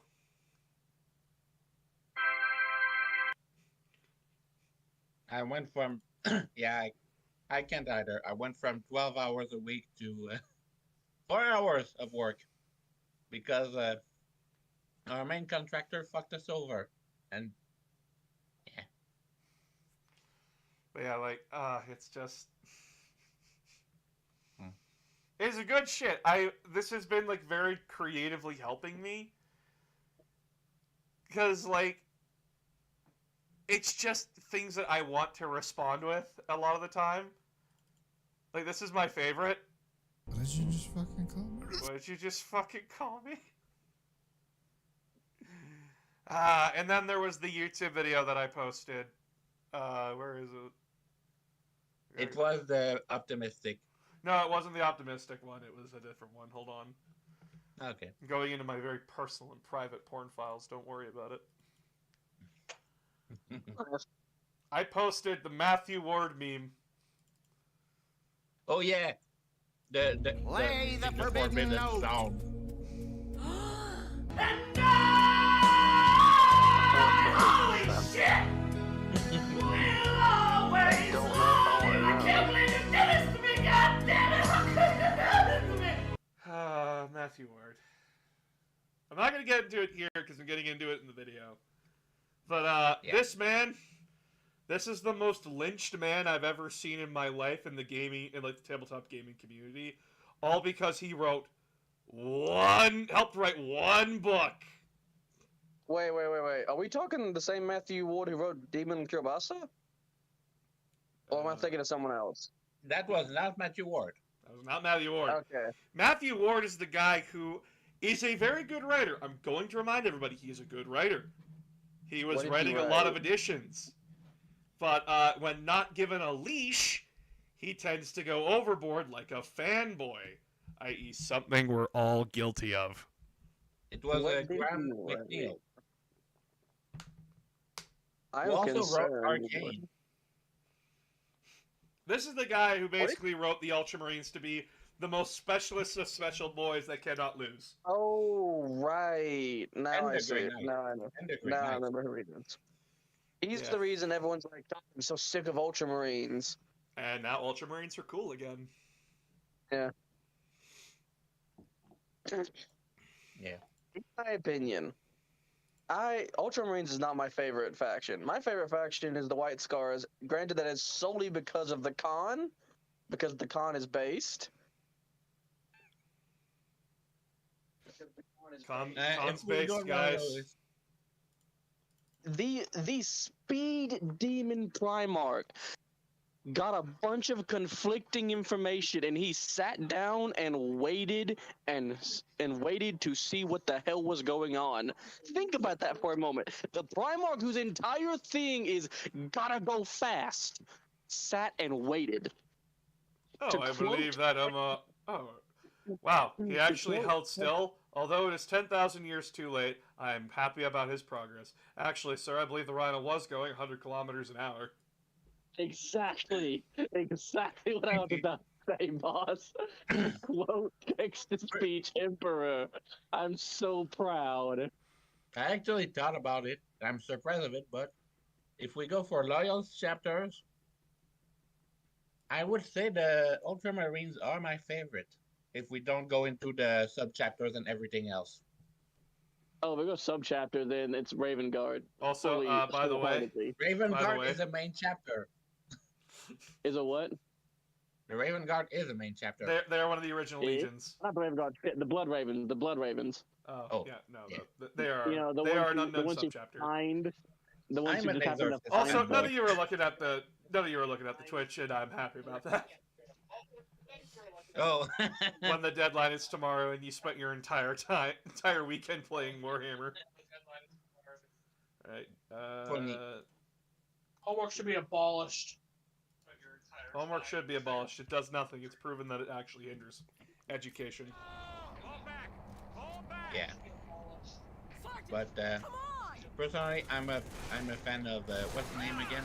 Oh yeah, the Exorcist chapter. The Exorcist chapter? Because they are so stupid, but in a fun way. They say, how can we train our Marines? Against have them be possessed. Get them possessed, of course. Yeah. Hey, it makes them harder to possess later. It's like eating poison, dude. The more I eat poison, the more immune I become to poison, right? Here's the thing. That is peak 40k logic, and you cannot deny me. That is some peak 40k logic right there. No, it is 40k logic. Yeah. I'm just imagining like boss of 40k. Like, going, I'm gonna get this poison. He takes this smells like friggin' Pop from Amphibia.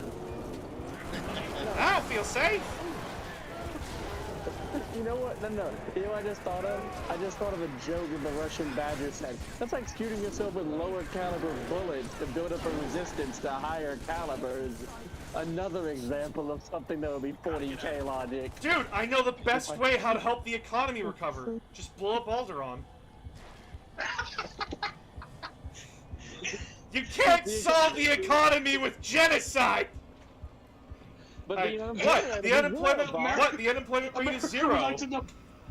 America would like to know your location. Everything is 0, boss. I love the Russian Yeah, Badger. zero jobs, 0 complaints. Dude, best solution to unemployment. Just kill everyone. I love the Russian Badger. He makes me laugh so much. Yeah. It's gotta be a very specific video for me to be entertained by it, but like... No, I get it. He's a YouTuber who has some interesting comedy, and I like him because he's fun to me. Like, I think he's really fun. He kind of like you were describing. Sounds like Cat Icarus to me a little bit, but that's he's not Cat Icarus levels of crazy. He's just he plays games with his friends, and he takes the moments from playing the games with his friends, and like animates them and everything. Oh Honestly, no, I know who you're talking about now. Yeah, honestly, his animates them friends are crazier than he is. Like, motion capture. Like Heavenly and Jello and the rest of them are honestly crazier than he is. Like they're the ones who like give out most of the humor. Okay, I just want to make sure. Is this the one? He's the guy who one of their friends sounds like friend from that friggin' show with the two friends who try to make everybody happy. One of them goes to hell. I'm trying to remember. Oh, and he's the crying seal meme. He is the crying seal meme. They shot the fucking president! They were all infected. But It's Mr. President. Like he's funny to me. I really like him. I find him very funny. No, I see the appeal of him and everything. Yeah, I guess I don't like him. But I just hear his shit and I go, yeah, this is funny. The best moment in my opinion is when he gets just he is the epitome of like the positive side, like the positive sides of online gaming. He is positive toxicity. He is exactly that. I have seen him play. He is toxic, but in a fun way because he doesn't take it too seriously. Like he spent several episodes. He attacks you for your hot pocket choices. Yes, exactly. He's that kind of toxic. It's fun. He doesn't like he's the kind of, I wouldn't even call it toxic. I just call it like he likes to roast a lot of people. It's the roasting etiquette. Nothing is sacred. It's a roast, bitch. Yeah, like nothing is sacred. Roast away unless it like goes too far.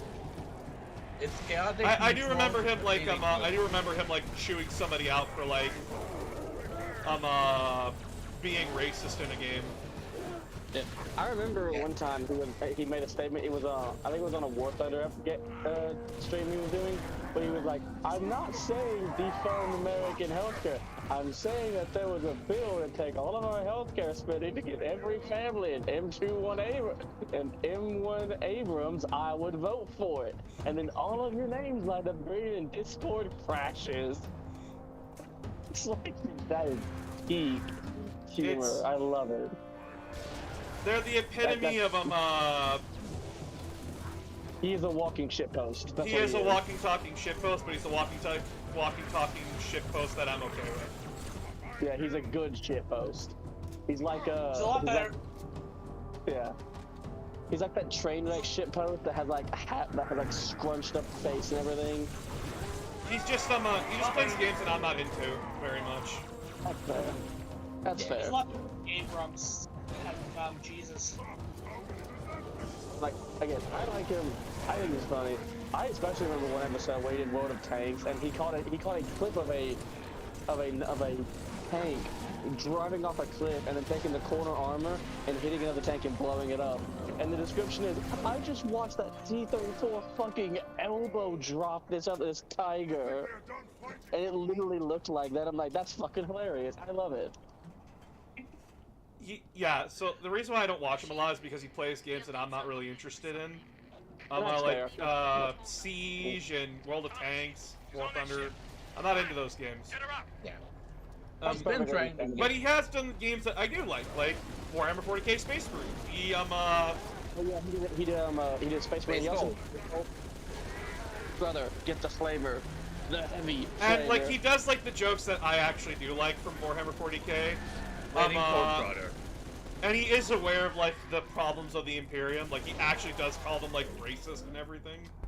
Yeah, he makes a joke about this. Racist? I'm not racist. I'm a Black Templar. What are you talking about? Like he does it, but he says it jokingly. Like I'm a Black Priest. I'm not racist. I just hate, and then he goes on to say like, I just hate orcs, Eldar, just basically all the racist points. But you can tell he's at least playing it as a joke. Oh yeah, that's the point of it. No, it's very clearly a joke. Yeah, he just you take away those fuckers' power of hatred and turn it into a fucking joke.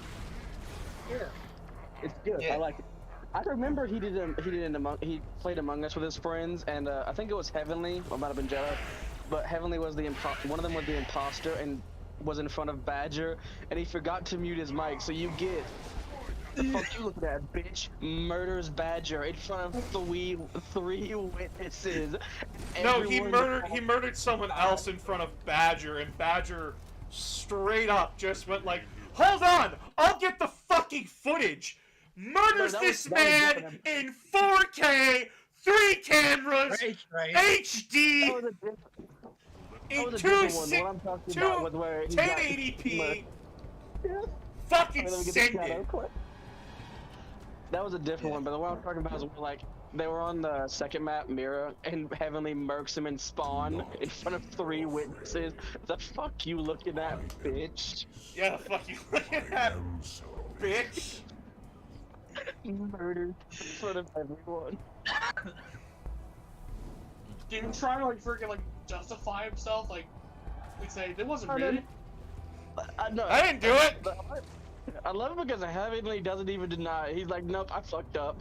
By the way, if you ever want good Among Us content, please I watched Team 4-Star play the Among Us game, and holy shit! Oh my God. It is the wildest fucking game you'll ever see.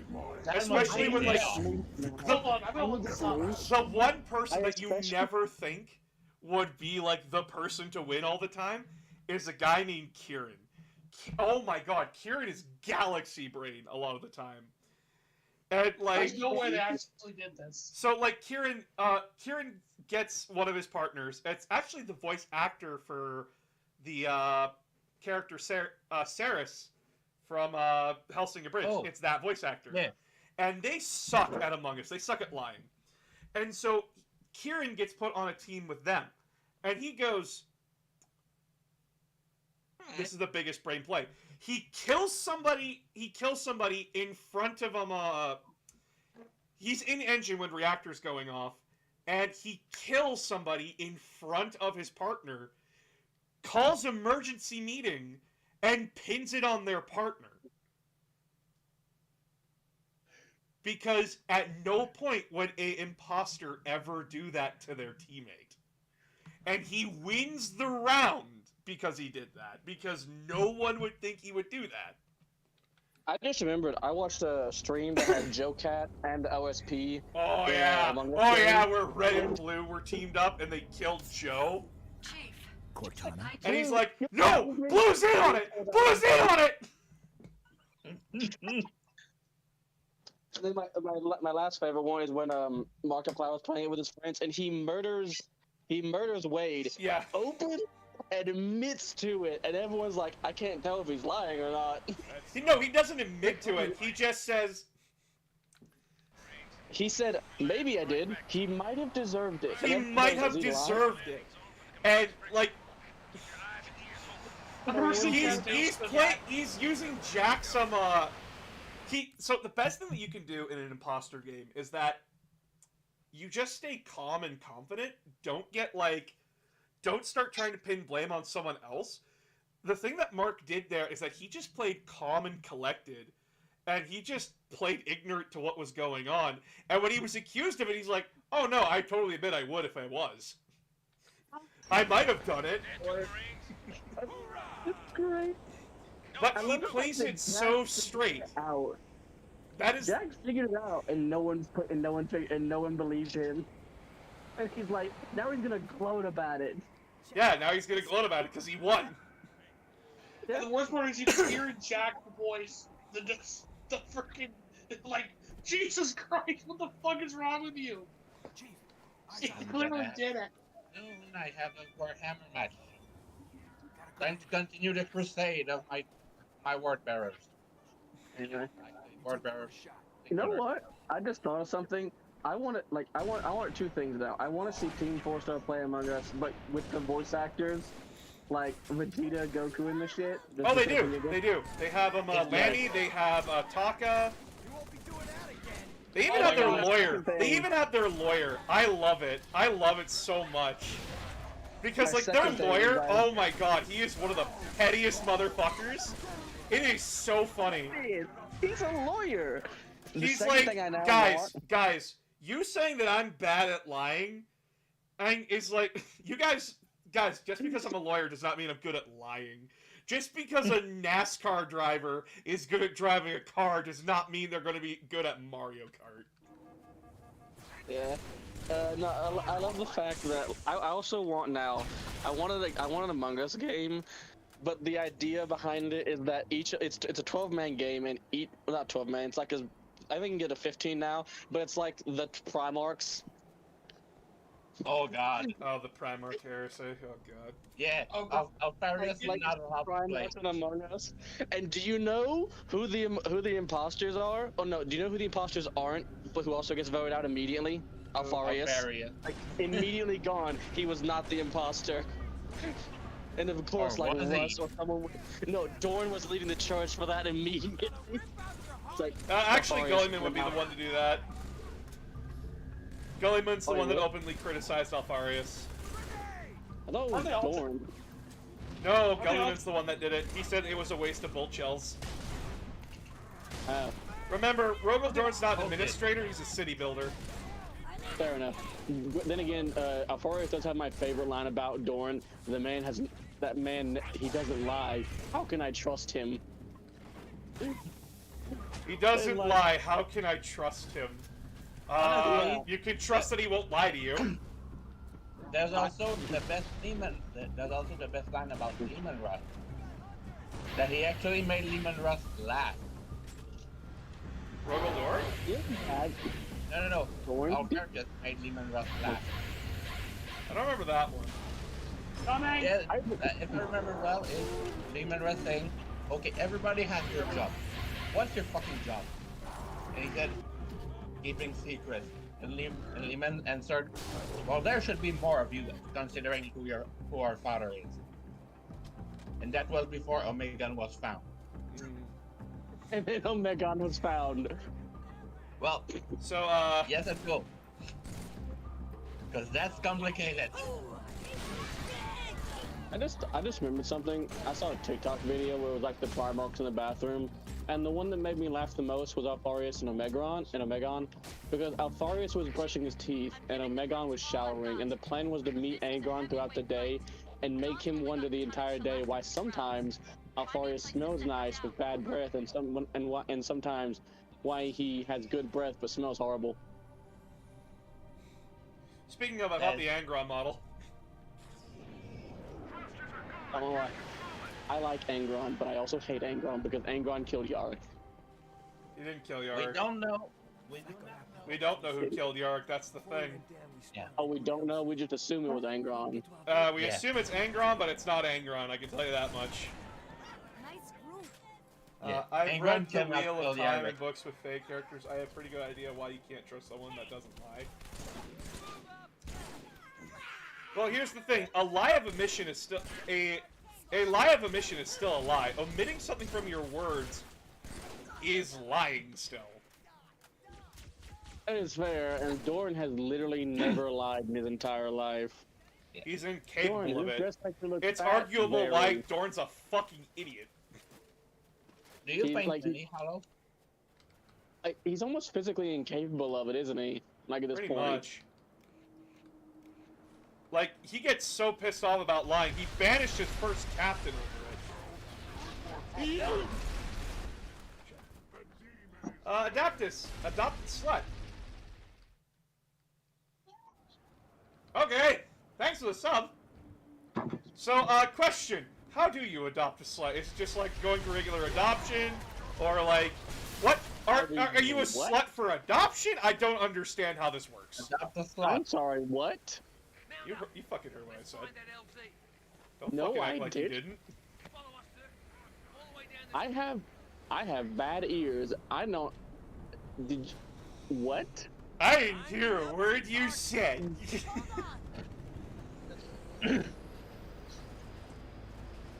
Someone named Adopted Slut followed me. Okay. It's just like... I'm just questioning, like, what makes you a slut? The fact you're what the fuck? Why'd you hop out? Yeah. Hold on, what?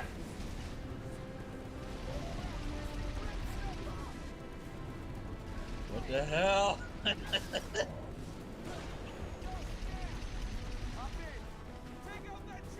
What is going on?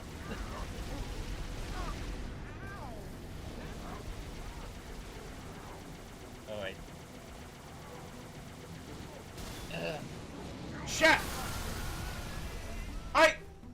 In the middle of combat, this fucking man, hops out of my vehicle in the middle of combat and goes, nah, I want to go right on that one.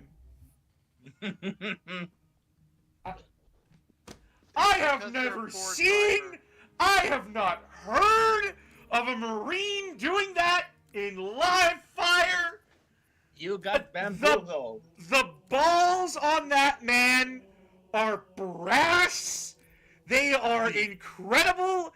I don't understand, nor can I comprehend the functions of obviously higher beings. You got bamboozled, boss. You got tricked. You got bamboozled. I got fucking Rolodex, dude. Holy shit. Yeah. I just... You've been tricked. What? You've been bamboozled. What? I am so lost and confused. What the fuck just happened? Yo, Hollow, do you paint minis too? I wish I could get into 40K, but like I don't have the price tag for it.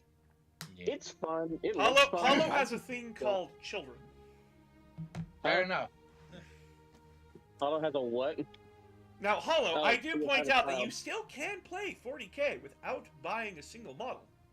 Tabletop Simulator. Tabletop Simulator. Yeah. I'm about to get into a match with a friend. I also need to properly learn Because I've gotten like the bare bones from boss, and that's about it. Yeah, wait a bit. We might get a new edition soon. Yeah, we might. It's arguable we're going into 10th edition soon. Really, this soon? Something. Yeah. They update the editions like every 4 or 5 years. Didn't they just recently update editions with the dwarves? Or am I wrong? No, that's okay. So, what do we mean when we're updating an edition? So right now we are in 9th edition. 9th edition introduced the Dwarven Army, the Leagues of Votan, which is a completely different faction. That is not a rules update. That is an army That's like an army edition for us. Oh, so we're talking like a full update to like everyone. It's they brought in a it's an update to the overall rules. Yeah. Because holy shit, 9th edition was the time where we learned what GW's playtests are like. Yeah. Especially during COVID. It's the stratagem era.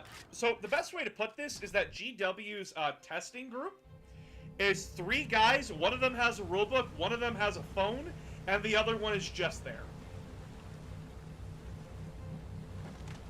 The guy with the phone leaks all the info. Yes. The true playtest is the leaks. Yeah. Like, Leagues of Votan came out. The Leagues of Votan came out. They were so broken. They were the first army ever in 40k to be banned in tournaments till they got nerfed.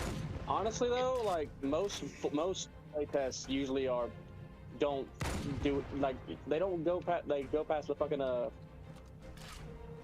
They work best when they actually hit players, because players have the time and really anything to figure out all the abuse you can do with it.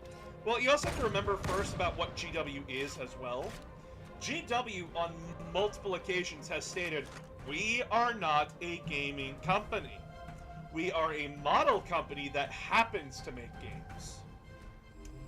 They will always prioritize making a model cool rather than balanced. Yeah. They don't... Yeah. It's why I said their test group is one guy with a rulebook, one guy with a phone, and one guy who's there. It's not an insult, it's just straight facts with their philosophy on it.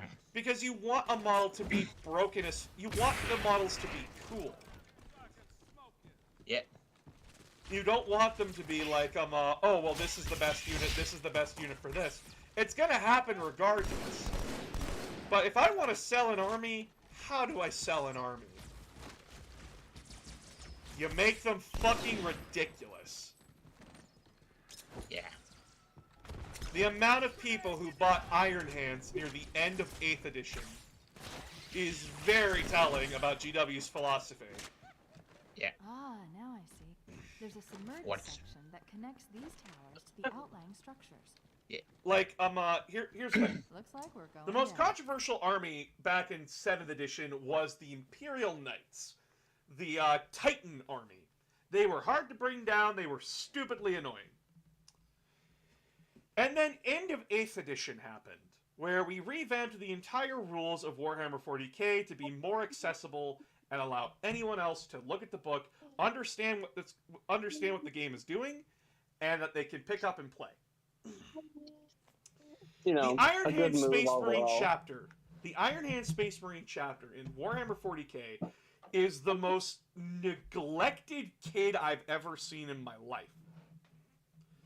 Like, it was so bad, they got neglected so bad that in 5th edition, they were relegated to a fucking blurb of information. One of the founding legions is a blurb of information. There's not a lot more right now, to be fair. And then 8th edition, here comes 8th edition Iron Hands.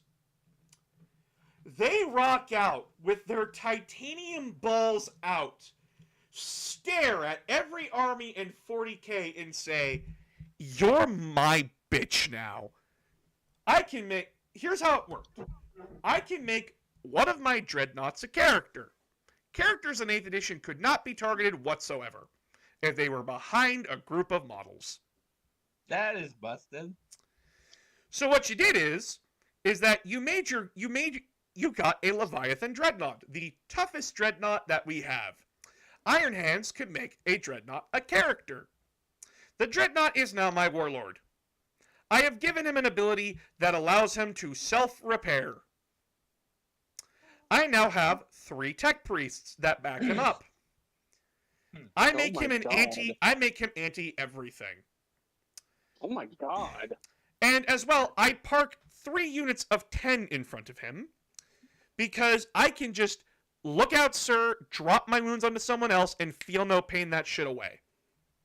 Yeah. One of the competitive players in my town did a test against this army, targeting that Dreadnought specifically. By the way, I haven't even talked about giving this thing tons of saves, tons of ways to ignore damage, and there's just tons of ways to heal that damage. He did the math. He did everything. He sunk 5 knights into this thing. He did 3 wounds. Oh no. He did 3 wounds. God. That, fun fact, the character that you have in that army repairs 3 damage. That is horrifying. Give me a minute. One down. But I'm gonna show you my army for the current match I'm gonna do. I can't look at it right now because I'm in... Yes. Y'all might see it. I'm going for my custom world eaters. Well, ward bearers, I mean.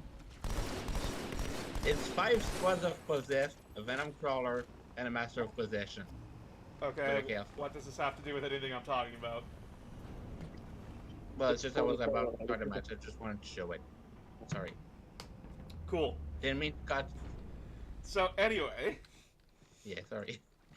Honestly, that was Iron Hands at the end of 8th edition. Yeah. I.e., when we got 2 worlds, something that GW sponsors itself. You want to know what its finals were? It is described as the most boring game of 40k we've ever seen in our fucking lives. Apparently, Regret jumped the gun because it was Imperial Fists versus Iron Hands.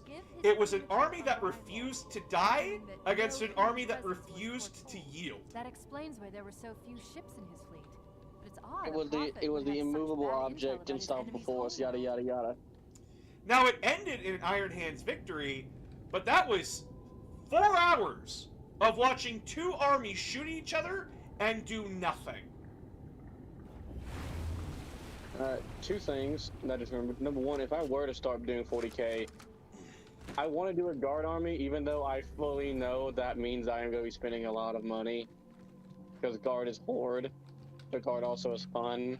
And the second thing, I have a friend who's a Night Lords player, and Night Lords don't get a lot of... Night Lords are one of those chaos factions that don't get almost no love. But he still loves playing them for one reason. He likes playing them because, and I quote, "If I can make even one of your custodians run, I win. You may win the game, but I leave with your pride." So the battle went plink, plink, plink. It wasn't just plink, plink, plink. It was either they missed or they did nothing. It wasn't just plink, plink, plink. It was pounding dirt. It was the most boring game I've ever seen in my life. Like, oh my fucking god. Like, a fun game to me is a game of back and forth, where at any point the game can swing in any direction. In that game it was, holy shit, someone swinging in a direction.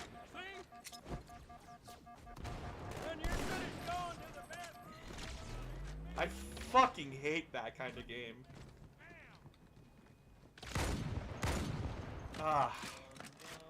I love 40k, I love the game, but at the same time, there's just so much shit in it, where I'm like, just take away stratagems, please. They do nothing but make the game worse. I just want to go back to a time where, like, it was just units. Like, it's what the unit can do, kind of a thing.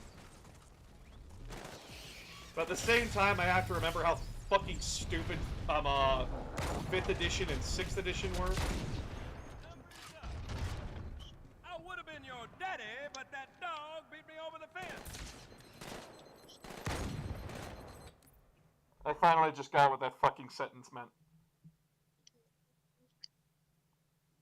I finally just got what that fucking sentence meant. Jesus Christ. What sentence? I would have been your daddy, but the dog beat me over the fence. I finally just understood what that meant.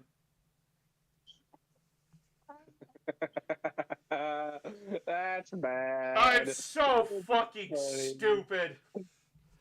Oh my god! I'm so fucking dumb. I'm like, oh, like, that means, like, I got to the kill before you, right? And then I hear it actually said, because I never heard it said by a Marine before. And I'm like, oh, that's what that meant.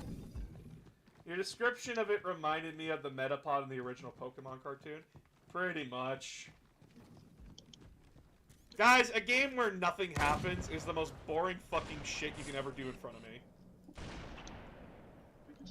The Metapod episode. Metapod, use Harden. Other Metapod, you also use Harden. Nothing happens for 4 hours. Bug-type Pokemon are good, just not when they're in cocoons. Hey. I like some bug types, and even I know they're not the best in stat-wise. There's a few good bug types. There's a few good ones. There's a few good ones, yes. Just not all of them. There is Scizor. There's Volcrona. There's what strip is that rolling one again? Rolling? It's like the one from Gen 5. Like the red and purple one. I'm thinking, Scolipede. Yeah, that one. He's really good. The poison one. You give him a life orb, and you just give him, like... You give him life orb, you train him for speed, you will have no better killer of life than that thing. Regrets Carrier just received a response from High Heracross is pretty good. A very well encrypted message. Oh yeah, Heracross is pretty good too. Listen to this. Your haste you has got jeopardized the Buzzswole. Threatened our Galvantula is actually also a really good one too. That you shall be spared a public display of our contempt is thanks only to Mercy and his wise counsel. Galvantula is really good for laying out status effects and slowing things down. Killing Regret should shake up the Covenant leadership. Happy baby. Apologies about my kid. She's being chatty. Did I say anything? Did I say that was a bad thing? Child gonna child, dude. Okay, fair enough. Don't. The baby's gonna gurgle. The baby gonna babble. The baby doesn't understand what's going on. Baby's just gonna babble. I don't know. My baby's way too smart for her own good. And by her own good, I mean mine. Have you caught her trying to get over the fence? No, but I have caught her learning how to fake cry when she was barely 2 months old. And you could tell she was fake crying because she would look in her little mirror, her little play mirror, and start practicing her faces to fake cry and at the noises she make. I am low-key a little bit scared of her. Because when she gets old enough to start being able to do this shit proficiently, God help us. Yeah, but if you start learning now, you can start countering against it. Be the good bandit dad. I can. I'm more afraid for everyone else. Nah, that's everyone else's issue, not your circus, not your monkeys, dude. Fair until she calls someone. Until our lovely teacher calls and has an incident. I'm not sure if your child did their homework or not, but I can't tell. Help! You laugh. You make that joke, but I am almost guaranteed she will pull some shit like that. She will pull a shit like that when that's the moment you tell your kid you're proud of them. I fully believe my kid will do that one skit like a joke of it's a comedy skit where the kid doesn't do his homework because he's had to take up a lot of responsibility ever since his dad died. Oh, you're afraid of them becoming like the daughter from Paul's Burgers. No, it's like... Wait, the Not psychotic Paul. one or the... I said Paul. I meant Bob. You mean Bob? Yeah, Bob. I was referring to a different thing, but yeah, like that. The psychotic one who's way too smart for her own good. Where is your bottle? There it is. Come here. Hey. Calm down. I know to pick it up. You could have the other. You could have the daughter, the son who may or not be freaking insane. Like, I'm mostly terrified for, like, whatever poor boy or girl she dates. If she does date. I need to see what happens when What the fuck? What the fuck? She cheats on her. Oh God, help me cheats. They won't have to worry about my daughter. They'll I have to fell worry through about the me. world? What? Oh, you're dead. What Halo are you playing?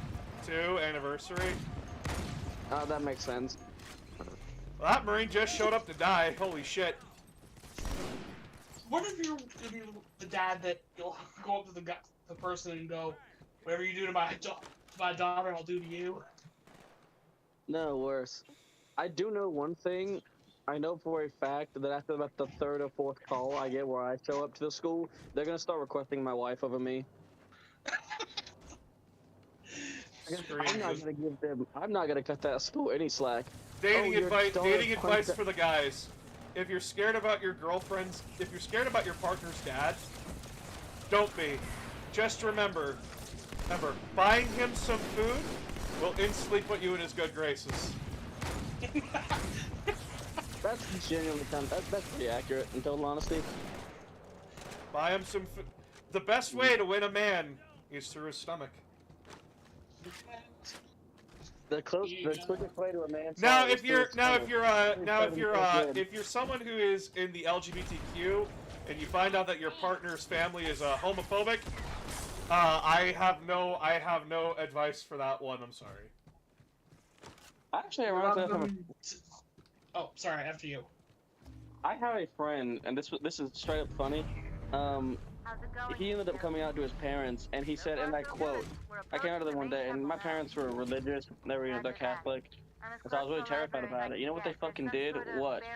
My mom handed my dad $5, and my dad said, I fucking told you so. And he said, and I quote, I have never been more insulted, yet I've never felt more insulted and accepted at the same time. Mom, Dad, I'm gay. Stares at another parent. Fuck you, $10. Exactly. I never so far because it took him this long. Son of a bitch, said Larry. That is honestly, that is like a good portion of how a lot of millennials are gonna be. Because because no matter how accepting we are, there's still gonna be the kid who's nervous about coming out to his parents or whatever. And it's gonna be like, I fucking told you, you owe me money, bitch. You made a bet? We didn't really make a bet. You didn't hide it very well, kiddo. You made a bet around you made a bet around my sexuality? Well, it was either that or your college diploma. And it's funner to guess as who our child is gonna like be with romantically.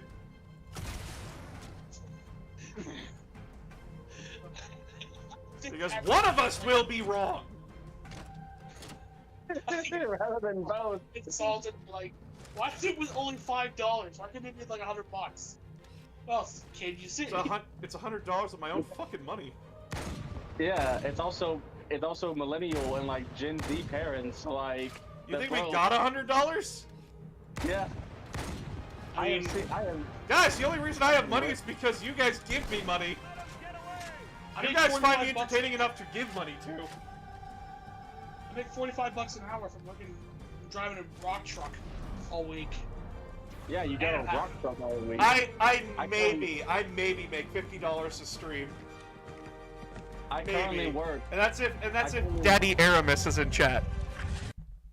I currently work in an Ingles warehouse, and I make like 18 something an hour. Now, granted, that's decent money for where I live, because I live out in the sticks. But still, No, it's not bad. Yeah, no, I live out in the sticks too. Fucking, the only thing that's not it's just is Willow Lake. That's all it is. It's just a giant fucking pit. I'm not even fucking kidding. Oh, wait, are you near a small town too? What's your Dollar General count? We're on Ontario. That's all I can tell you. Oh, you're Ontario? Yeah. Okay, what's your does Canada have dollar stores? Yeah, we have dollar yeah, stores. we do. We got the, how many we got dollar stores are you like? There's the Dollarama, the Dollar Store, the Dollar Tree. A lot of freaking places with the word dollar in it. That's a running joke in small towns in America of like, how many Dollar Generals are in your town? 6. Where are they all located? Within like 100 yards of each other? Like, that has become a joke with my family. We're not lost. There was a Dollar General a couple miles back. Are turning around. The fleet is preparing to fire on It's our like 15 position. minutes away from my You need fucking to get out. hometown, so we're not too out far in the booties, but just don't go to the schools in the booties. Trust me. All right. I have been streaming for 4 hours. I am tired. I gotta get ready for my grandma's birthday. You can always log off the stream and just chat. Yeah, I know, but I also want to go lay down. My eyes are hurting. Fair enough. Night, boss. I just, I gotta save and quit my game. I was following the world. Holy shit, that was terrifying. Alright. Thank you everyone for showing up. I appreciate you all so much. Please don't forget to donate. Please don't forget to subscribe and follow. Please donate. I am a very poor bitch and I require assistance. I love you all so much. Love you all. Stay safe. Don't die. This is a safe space. Share the stream around. And tell Nazis and other homophobic